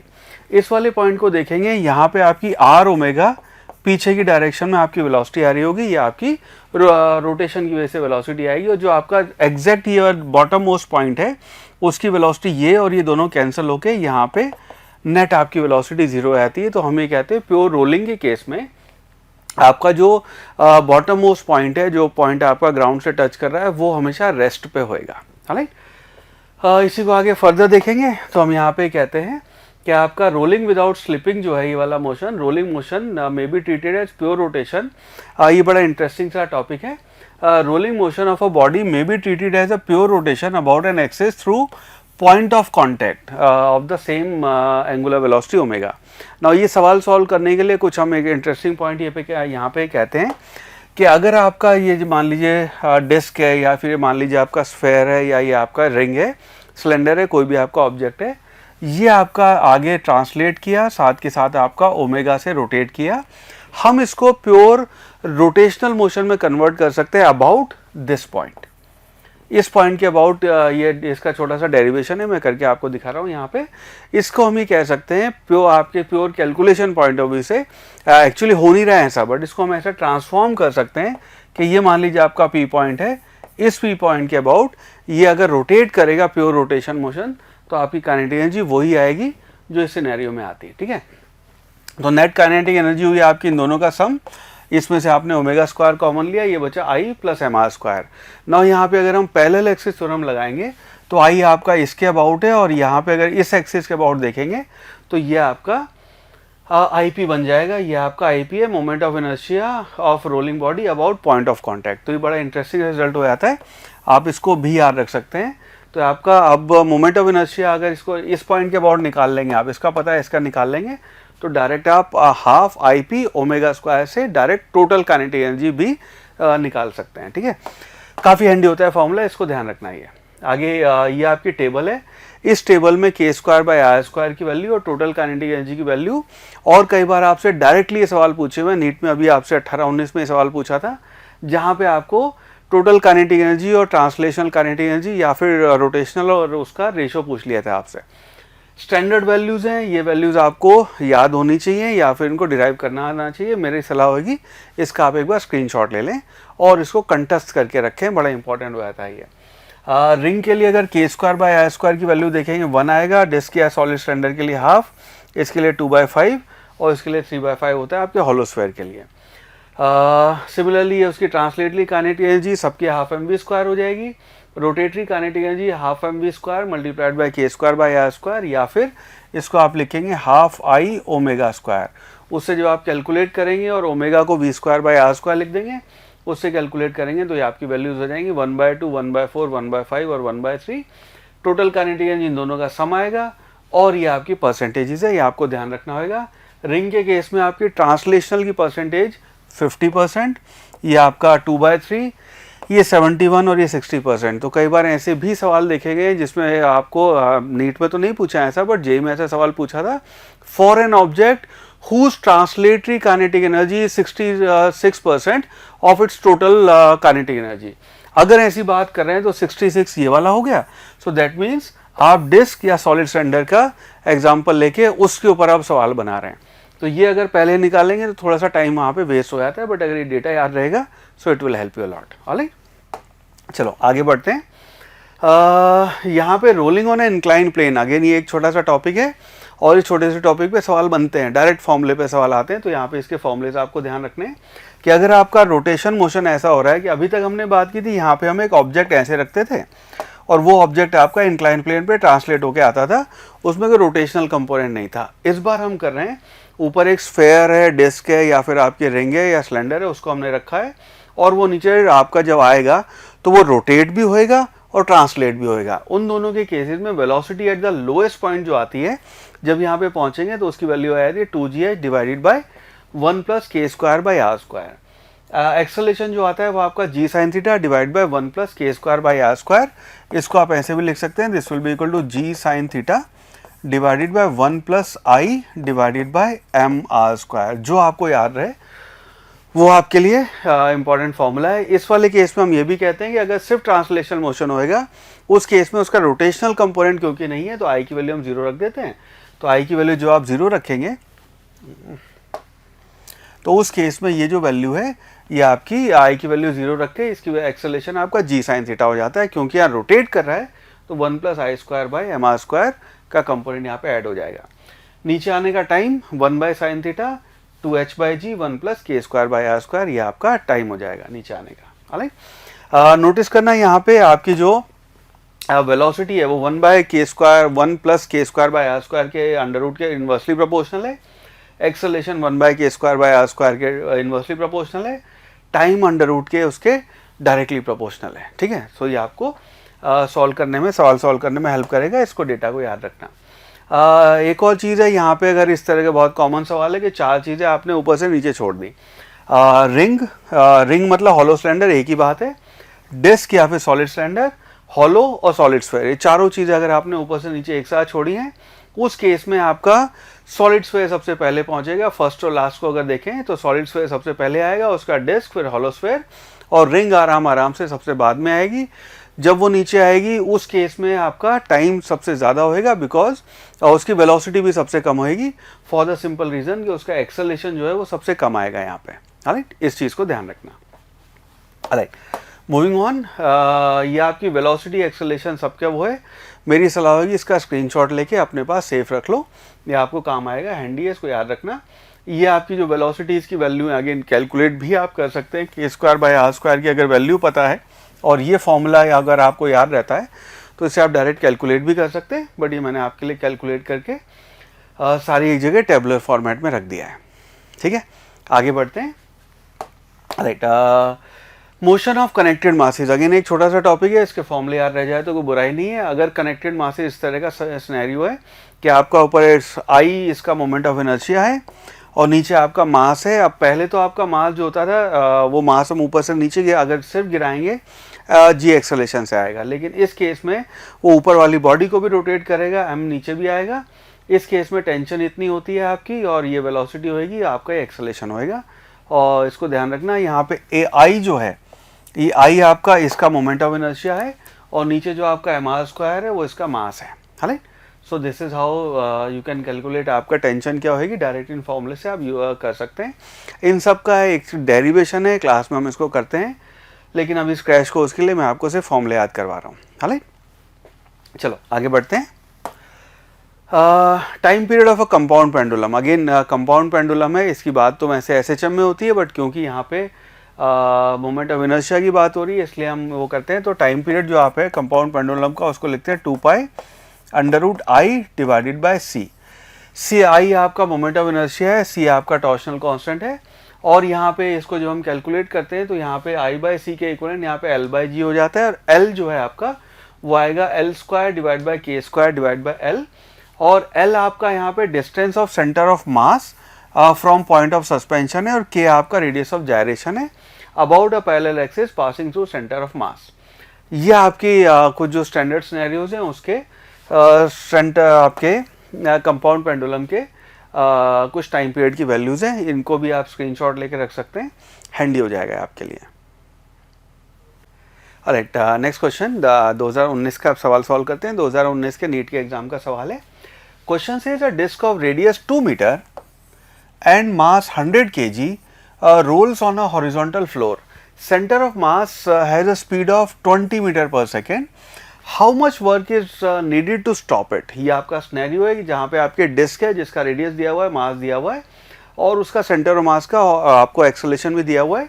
आपको उसे रोकना है, कितना वर्क डन करना पड़ेगा। नाउ इस केस में हम लिखेंगे work done that will be equal to आपकी change in kinetic energy, final energy minus आपकी इनिशियल काइनेटिक एनर्जी। ठीक है, तो आपका वर्क डन क्या होएगा, जितना आपका काइनेटिक एनर्जी का डिफरेंस है। ऑलराइट, ये आपके उसके बराबर आ जाएगा। तो इनिशियल काइनेटिक एनर्जी जितनी है उतना ही आपको वर्क डन करना पड़ेगा एक्चुअली। ठीक है, और यहाँ पे माइनस साइन के साथ आएगा। ठीक है, ये आपका वर्क डन रिक्वायर्ड होएगा। तो काइनेटिक एनर्जी देखेंगे तो फाइनल काइनेटिक एनर्जी तो आपकी 0 है। इनिशियल काइनेटिक एनर्जी की बात कर लेते हैं, तो वर्क डन जो आएगा that will be equal to initial kinetic energy के बराबर होगा इस सिनेरियो में। ऑलराइट, इनिशियल काइनेटिक एनर्जी को और लिखेंगे आप half M V square plus half I omega square. Now इस केस में हमें सेंटर ऑफ मास की वेलोसिटी दे रखी है और आपको मास दिया हुआ है, तो हाफ एम वी स्क्वायर आ जाएगा, आई आ जाएगा आपका, क्योंकि ये डिस्क दे रखा है तो आई की वैल्यू आपकी उससे आ जाएगी। ओमेगा हमें यहाँ पे निकालनी पड़ेगी। दूसरा तरीका है, ओमेगा को आप V square by R square लिख सकते हैं। सो इसकी वैल्यू आ जाएगी half M V square plus half I को आप लिख देंगे, क्योंकि डिस्क है आप इसको लिख देंगे एम आर स्क्वायर बाय 2, ये आपकी डिस्क की वैल्यू हो जाएगी, मल्टीप्लाइड बाय ओमेगा स्क्वायर को आप लिख दें V square by R square. ना इससे आर स्क्वायर कैंसिल हो जाएगा, सो ये वैल्यू हो गई half M V square plus आगे आपका ये आपका बन जाएगा 1/4 एम वी स्क्वायर।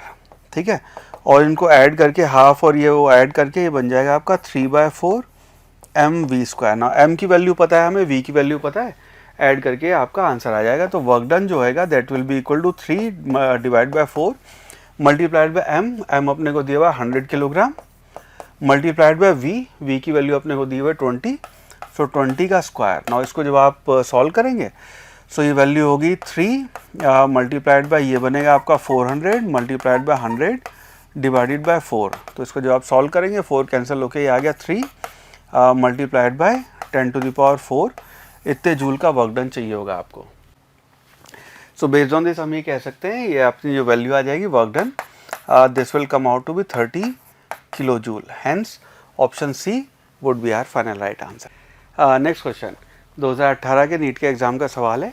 क्वेश्चन से solid sphere is rolling is in rolling motion. In rolling motion, body possesses translational kinetic energy kT as well as rotational kinetic energy kr simultaneously. हमें बताना है ratio of kT divided by kT plus kr of the sphere.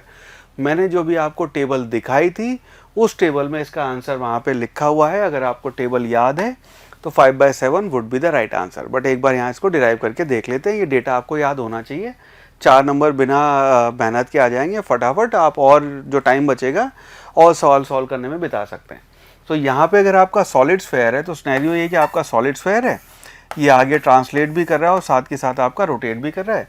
तो आपकी जो total kinetic energy होएगी, kinetic energy net लिख लेते हैं इसको, वो आएगी half mv² plus half I omega square को मैं यहाँ पे v²/r² लिख रहा हूँ फॉर द सिंपल रीज़न कि आई को हम उसमें कन्वर्ट करेंगे। सो इसकी काइनेटिक एनर्जी हो गई हाफ mv² प्लस हाफ आई जो है सॉलिड स्फेयर के केस में आई की वैल्यू आप लिखेंगे 2/5 mr² मल्टीप्लाइड बाय ये आएगा v² डिवाइडेड बाय r²। ना r² कैंसिल हो जाएगा और mv² अगर आप कॉमन ले लें अंदर बचेगा 1/2 प्लस ये बचेगा आपका 1/5, ठीक है 1/5 बचेगा ना, 2 कैंसिल हो गया 1/5 बचेगा। सो इसकी अगर एलसीएम लेंगे तो एलसीएम आएगा आपका 10, ऊपर आएगा यहाँ पे 7, तो इसकी वैल्यू हो जाएगी काइनेटिक एनर्जी टोटल हो गया आपकी 7/10 mv²। ना हमें यहाँ पे बताना है ट्रांसलेशनल काइनेटिक एनर्जी और इसका रेशो। तो ट्रांसलेशनल काइनेटिक एनर्जी जो है वो आपकी आई थी आपकी हाफ mv²। तो जो आपका रेशो आया translational kinetic energy divided by kinetic energy आपकी टोटल, वो उसकी रेशो आया हाफ mv² डिवाइडेड बाय ये आया 7/10 mv²। नाउ इस केस में mv² कैंसिल हो जाएगा, सो इसको आप लिख सकते हैं this will be equal to 1/2 multiplied by 10/7, यानी कि जो रेशो है आपका ये हो गया 5/7 और 5/7 option B would be the right answer. ठीक है, डेटा आपको अदरवाइज याद होना चाहिए था, नहीं हुआ तो this is how you can solve, ये आपका फाइनल राइट आंसर हो जाएगा। नेक्स्ट क्वेश्चन, क्वेश्चन से 2014 का आपका नीट के एग्जाम का सवाल है। Question says the solid cylinder of mass 50 kg and radius 0.5 metre is free to rotate about the horizontal axis. The massless string is wound around the cylinder with one end attached to it and other end hanging freely. सवाल है tension in the string required to produce an angle acceleration of 2 revolution per second square। उसके लिए tension कितनी होगी और 4 option अपने को दे रखे हैं। ना सिनेरियो ये है कि ये आपका सॉलिड सिलेंडर ऐसे रखा हुआ है और अब आपने इसके ऊपर धागा बांधा और अब आप इस धागे को ऐसे टी टेंशन देके आगे खींच रहे हैं सच दैट इसके अंदर आपका अल्फा, आपका जो भी रिक्वायर्ड अल्फा है वो आपका एंगुलर एक्सेलरेशन इसमें आ जाए। हमें बताना है टी की वैल्यू क्या होएगी। तो इस केस में अगर आप देखेंगे तो क्योंकि आपका सॉलिड सिलेंडर है तो इसका मोमेंट ऑफ इनर्शिया जो है उसकी वैल्यू आ जाएगी mr²/2 और यहाँ पे जो आपका टॉर्क आएगा, टॉर्क उसको क्योंकि अब आई अल्फा लिखते हैं, this implies alpha will be equal to total torque, जो भी आपका इसका टॉर्क आएगा डिवाइडेड बाय आई। इससे आपकी नहीं, हमें यहाँ पे टॉर्क अल्फा नहीं बताना है, अल्फा तो दिया हुआ है। इस केस में आप लिखेंगे टॉर्क जो है यहाँ पे क्योंकि ये रेडियस आर है तो टॉर्क जो लगेगा आपका उसकी वैल्यू होगी T multiplied by R, that will be equal to I alpha. हमें क्योंकि टेंशन की वैल्यू बतानी है सो दिस इम्प्लाइज आपका tension will be equal to I alpha divided by R. ये आपका सिनेरियो होएगा। डेटा अब हमें ढूंढना पड़ेगा। आई की वैल्यू तो हमें पता चल गई mr² है, अल्फा हमें दिया हुआ है, आर अपने को पता है, इसको यूज करके हम टेंशन की वैल्यू निकाल सकते हैं। ठीक है, चलो सवाल सॉल्व करते हैं। तो इस केस में आई तो आया आपका mr², तो इससे टेंशन जो है उसकी वैल्यू हो गई mr²/2 multiplied by alpha. Alpha दिया हुआ है 2 revolutions per second square। Now यहाँ पे 2 revolution per second square का मतलब होएगा अल्फा जो आएगा 2 मल्टीप्लाइड बाय 2 पाई, ये आपका अल्फा हो गया, ये नीचे भी आपका 2 है, डिवाइडेड बाय आर, आर अपने को दिया हुआ है मल्टीप्लाइड बाय 1/2। ठीक है, सो आपका 1/2 2 से कैंसिल होकर नीचे 1 बन जाएगा।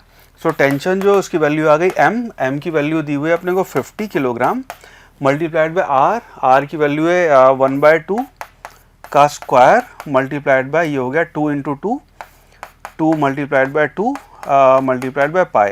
ना ये 1/2 का स्क्वायर से 2 और 2 कैंसिल हो जाएंगे। सो टी की जो वैल्यू है वो आ गई आपकी 50 पाई, ये आपका आंसर हो जाएगा। ना 4 आंसर जो आपने को 4 ऑप्शन दिए हुए हैं वो 4 ऑप्शन पाई के टर्म में नहीं दिए हुए हैं, तो पाई को आप 22/7 भी लिख सकते हैं या 3.14 भी लिख सकते हैं। तो इसकी जो वैल्यू हो गई टी की, ये आ जाएगी 50 मल्टीप्लाइड बाय 3.14। ना इसको जो 50 से मल्टीप्लाई करेंगे तो इसकी वैल्यू आ जाएगी आपकी 157 न्यूटन। एक्चुअली हाँ ये वैल्यू हो जाएगी। तो दैट मीन्स आपका option D would be the right answer. Next question. Question says ratio of acceleration of a solid sphere, जिसका मास सॉलिड स्फेयर है, मास m और रेडियस r अपने को दिया हुआ है, rolling down in incline of angle theta without slipping and slipping down the incline without rolling, वो value क्या होगी। ना इसका जो अगर आपको टेबल याद है, डायरेक्ट आंसर वहाँ पे उस टेबल में था, पर मैं आपकी बेनिफिट के लिए यहाँ पे इसको एक बार डिराइव कर देता हूँ, ठीक है। सो सिनेरियो ये है कि पहले वाले केस में ये आपका थीटा इंक्लाइन, आपका पार्टिकल रोल होते हुए नीचे आया ऐसे करके, आगे भी आया, रोल भी हुआ है, ऐसे करके नीचे आया है। तो इसका एक्सेलरेशन a1 कह लेते हैं। दूसरा सिनेरियो है कि आपका पार्टिकल जो है यहाँ पे सिर्फ स्लाइड होके ऐसे नीचे आया है, तो इसका एक्सेलरेशन a2 कह लेते हैं। हमें a1/a2 का without slipping and slipping down, हाँ हमें a1-a2 का रेशियो बताना है। नाउ इस केस में a1 जो है उसका डायरेक्ट फॉर्मूला आप यूज़ कर सकते हैं। a1 will be equal to g sine theta divided by 1 plus i divided by mr², ठीक है। इसकी वैल्यू हो जाएगी आपकी g sine theta divided by 1 plus, क्योंकि आपका सॉलिड स्फेयर है यहाँ पे, सॉलिड स्फेयर, तो उसका i जो होता है वो 2/5 mr² होएगा। तो ये बचा 2/5 mr² divided by mr², mr² cancel हो जाएगा, ये बचा 2/5 प्लस 1, यानी कि नीचे आपका हो जाएगा, ये बचा नीचे बचेगा आपका 7/5। सो इसकी जो वैल्यू है a1 वो आ गया 5/7 g साइन थीटा, ये आपकी 5/7 इसकी वैल्यू आ गई। नाउ a2 जो है क्योंकि ट्रांसलेट होके आ रहा है सिर्फ, इसकी वैल्यू होगी g साइन थीटा। इन दोनों का अगर आप रेशियो लेंगे a1 डिवाइडेड बाय a2, तो अगर आप a1 डिवाइडेड बाय a2 का रेशियो लेंगे that will be equal to 5/7, ये आपकी वैल्यू होगी। हैंस आपका option A 5/7 would be the right answer. चलो अगला सवाल करते हैं। 2013 के आपके नीट के एग्जाम का सवाल है। Question says a rod PQ, जिसका मास अपने को कैपिटल M दिया हुआ है, लेंथ उसकी L है, is hinge at a point P, आपने यहाँ पे उसको ऐसे हिंज कर रखा है। The rod is kept horizontal by a massless string tied to point Q as shown in the figure. Now when string is cut, आपने इस वाली स्ट्रिंग को यहाँ पे कट कर दिया है, हमें बताना है initial angular acceleration of the rod क्या होएगा। हमें देखो इस सिनेरियो में क्या होएगा, यहाँ पे सेंटर ऑफ मास पे आपका एक फोर्स लगेगा mg, और इस वक्त देखेंगे तो आपका जो हिंज है और ये वाली जो टेंशन है उन दोनों ने mg को बैलेंस किया हुआ है। अब जैसे ही आप इसको कट करेंगे उसके बाद ये रॉड आपकी ऐसे रोटेट करेगी। तो जब आपकी रॉड रोटेट करेगी, रोटेट करने वाला टॉर्क जो होगा वो mg का टॉर्क होएगा, और वो आपका टॉर्क जो है वो आपका एक्सेलरेशन, आपका एंगुलर एक्सेलरेशन प्रोड्यूस करेगा। तो इस केस में आप लिखेंगे टॉर्क, जो आपका टॉर्क आएगा वो होएगा mg मल्टीप्लाइड बाय mg की जो लोकेशन है, इस हिंज पॉइंट के अबाउट आप टॉर्क लिख रहे हैं, उसकी वैल्यू हो जाएगी L/2। नाउ इस टॉर्क को आप ऑल्सो लिखेंगे, जो टॉर्क है this will be equal to, एक और आपको ये पता है टॉर्क को हम लिखते हैं I अल्फा, तो यहाँ पे I अल्फा लिखेंगे तो ये आपकी रॉड इस पॉइंट के अबाउट रोटेट कर रही है। इस पॉइंट के अबाउट आपका अगर एक एंड पे रॉड आपकी रोटेट करे तो उसका I आता है ml²/3, इसको आप इक्वेट कर देंगे ml²/3 मल्टीप्लाइड बाय अल्फा, ठीक है। अब इन दोनों को यूज करके आपकी अल्फा की वैल्यू आ जाएगी। So alpha will be equal to, ये आपका आ जाएगा m से m कैंसिल हुआ, ये हो गया GL डिवाइडेड बाय 2, आप इसको कैंसिल कर रहे हैं, डिवाइडेड बाय L², और ऊपर 3 आ गया, तो विच इम्प्लाइज अल्फा जो है उसकी वैल्यू हो गई 3/2 G/L। सो ये आपकी वैल्यू आ जाएगी, विच मीन्स आपका ऑप्शन बी जो है 3/2 G/L, that would be the final right answer. Right, 2013 का नीट के एग्जाम का सवाल है। Question says a small object of uniform density rolls up a curved surface with initial velocity v, it reaches up to a maximum height of, ये दिया हुआ आपने को 3v²/4g with respect to initial position. हमें बताना है वो object क्या होगा ना। अच्छा सवाल है। सिनेरियो ये है कि ये आपका इस तरह का करके कोई कर्व्ड सरफेस है, और एक आपका ऑब्जेक्ट यहाँ पे ऐसे करके रोटेट भी कर रहा है और ट्रांसलेट भी किया। ये यहाँ पे ऊपर इनिशियल इसका let's say moment of inertia I है, इसका मास m है, इनिशियल वेलोसिटी v है, यहाँ पे अपने को दिया हुआ है। और ये जब इसके ऊपर गया है यहाँ पे, so it manages to reach a certain height. इस हाइट की वैल्यू अपने को दी हुई है, ये 3v²/4g है। ये यहाँ तक रीच कर पाता है। हमें बताना है ये ऑब्जेक्ट क्या है, एक्चुअली इसका मोमेंट ऑफ इनर्शिया से हम पहचानेंगे ऑब्जेक्ट क्या है। नाउ इस केस में हम करेंगे क्योंकि यहाँ पे work done by external force 0 है, work done by non conservative 0 है, और यहाँ पे वर्क डन बाय आपका सूडो फोर्स 0, तो आप एनर्जी यहाँ पे कंजर्व कर सकते हैं। तो initial energy will be equal to final energy. So यहाँ पे आप लिख सकते हैं कि initial energy will be equal to आपकी फाइनल एनर्जी। नाउ इस केस में क्योंकि आपका, हम ये भी कर सकते हैं कि सारी काइनेटिक एनर्जी, क्योंकि आपकी पोटेंशियल एनर्जी में उसका कन्वर्जन हो गया, तो हम ये लिख सकते हैं loss in kinetic energy will be equal to gain in potential energy. तो आपकी जितनी काइनेटिक एनर्जी है सबको पोटेंशियल के बराबर कर सकते हैं यहाँ पे। तो इनिशियल काइनेटिक एनर्जी उसको आप लिखेंगे हाफ mv², ये तो आपकी है ट्रांसलेशनल काइनेटिक एनर्जी, प्लस उसके साथ लिखेंगे half I ω² will be equal to mgh। ये आपकी सारी काइनेटिक एनर्जी पोटेंशियल में कन्वर्ट हो गई। नाउ इस केस में आपने को जो डेटा दिया हुआ है इसको आप लिख सकते हैं half mv² plus half I की वैल्यू हमें पता नहीं है, I ही हमें पता करना है। ω² को आप लिख सकते हैं v² divided by r² will be equal to mgh की वैल्यू है, उसको आपने लिख दिया 3v² डिवाइडेड बाय 4g। हाँ, इससे अब पूरी इक्वेशन को देखेंगे तो v² को हम कैंसिल कर सकते हैं। ठीक है, ये आपका यहाँ से कैंसिल हो जाएगा और इसको उधर ले जाते हैं, तो ये आपकी जो टर्म बची, ये बचा हाफ I बाय r², इसको राइट, ये टर्म बची half I divided by r², ये आपकी ये वाली टर्म बची, इसको उधर ले जाएंगे, this will be equal to, यहाँ पे आपका g कैंसिल हो जाएगा, v² हमने उड़ा ही दिया है, सो ये बचा 3/4 m, हाँ 3/4 m, माइनस ये उधर जाएगा, ये बचेगा आपका 1/2 m। तो 3/4 में से आप अगर 1/2 माइनस करेंगे तो आपका 1/4 बचता है।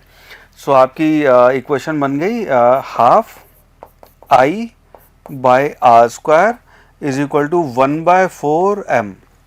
2r² से उधर मल्टीप्लाई कर दें, which implies I will be equal to, ये हो जाए आपका 2m r² डिवाइड बाय 4, यानी कि जो I है उसकी फाइनल वैल्यू आ गई m r² बाय 2, ये आपकी वैल्यू हो गई। नाउ बेस्ड ऑन दिस अब हमें पता होना चाहिए कि ये मोमेंट ऑफ इनर्शिया एक्चुअली किस चीज़ का मोमेंट ऑफ इनर्शिया है, स्टैंडर्ड रिजल्ट। सो इसके बेसिस पे हम कह सकते हैं कि mr² बाय 2 ये आपका होता है मोमेंट ऑफ इनर्शिया डिस्क का। ठीक है, सो बेस्ड ऑन दिस हम कह सकते हैं कि आपका ऑब्जेक्ट जो है वो डिस्क है, hence option B would be the right answer. I hope ये सारे सवाल और ये सारे कॉन्सेप्ट्स आपको समझ में आए, and I wish you all the best.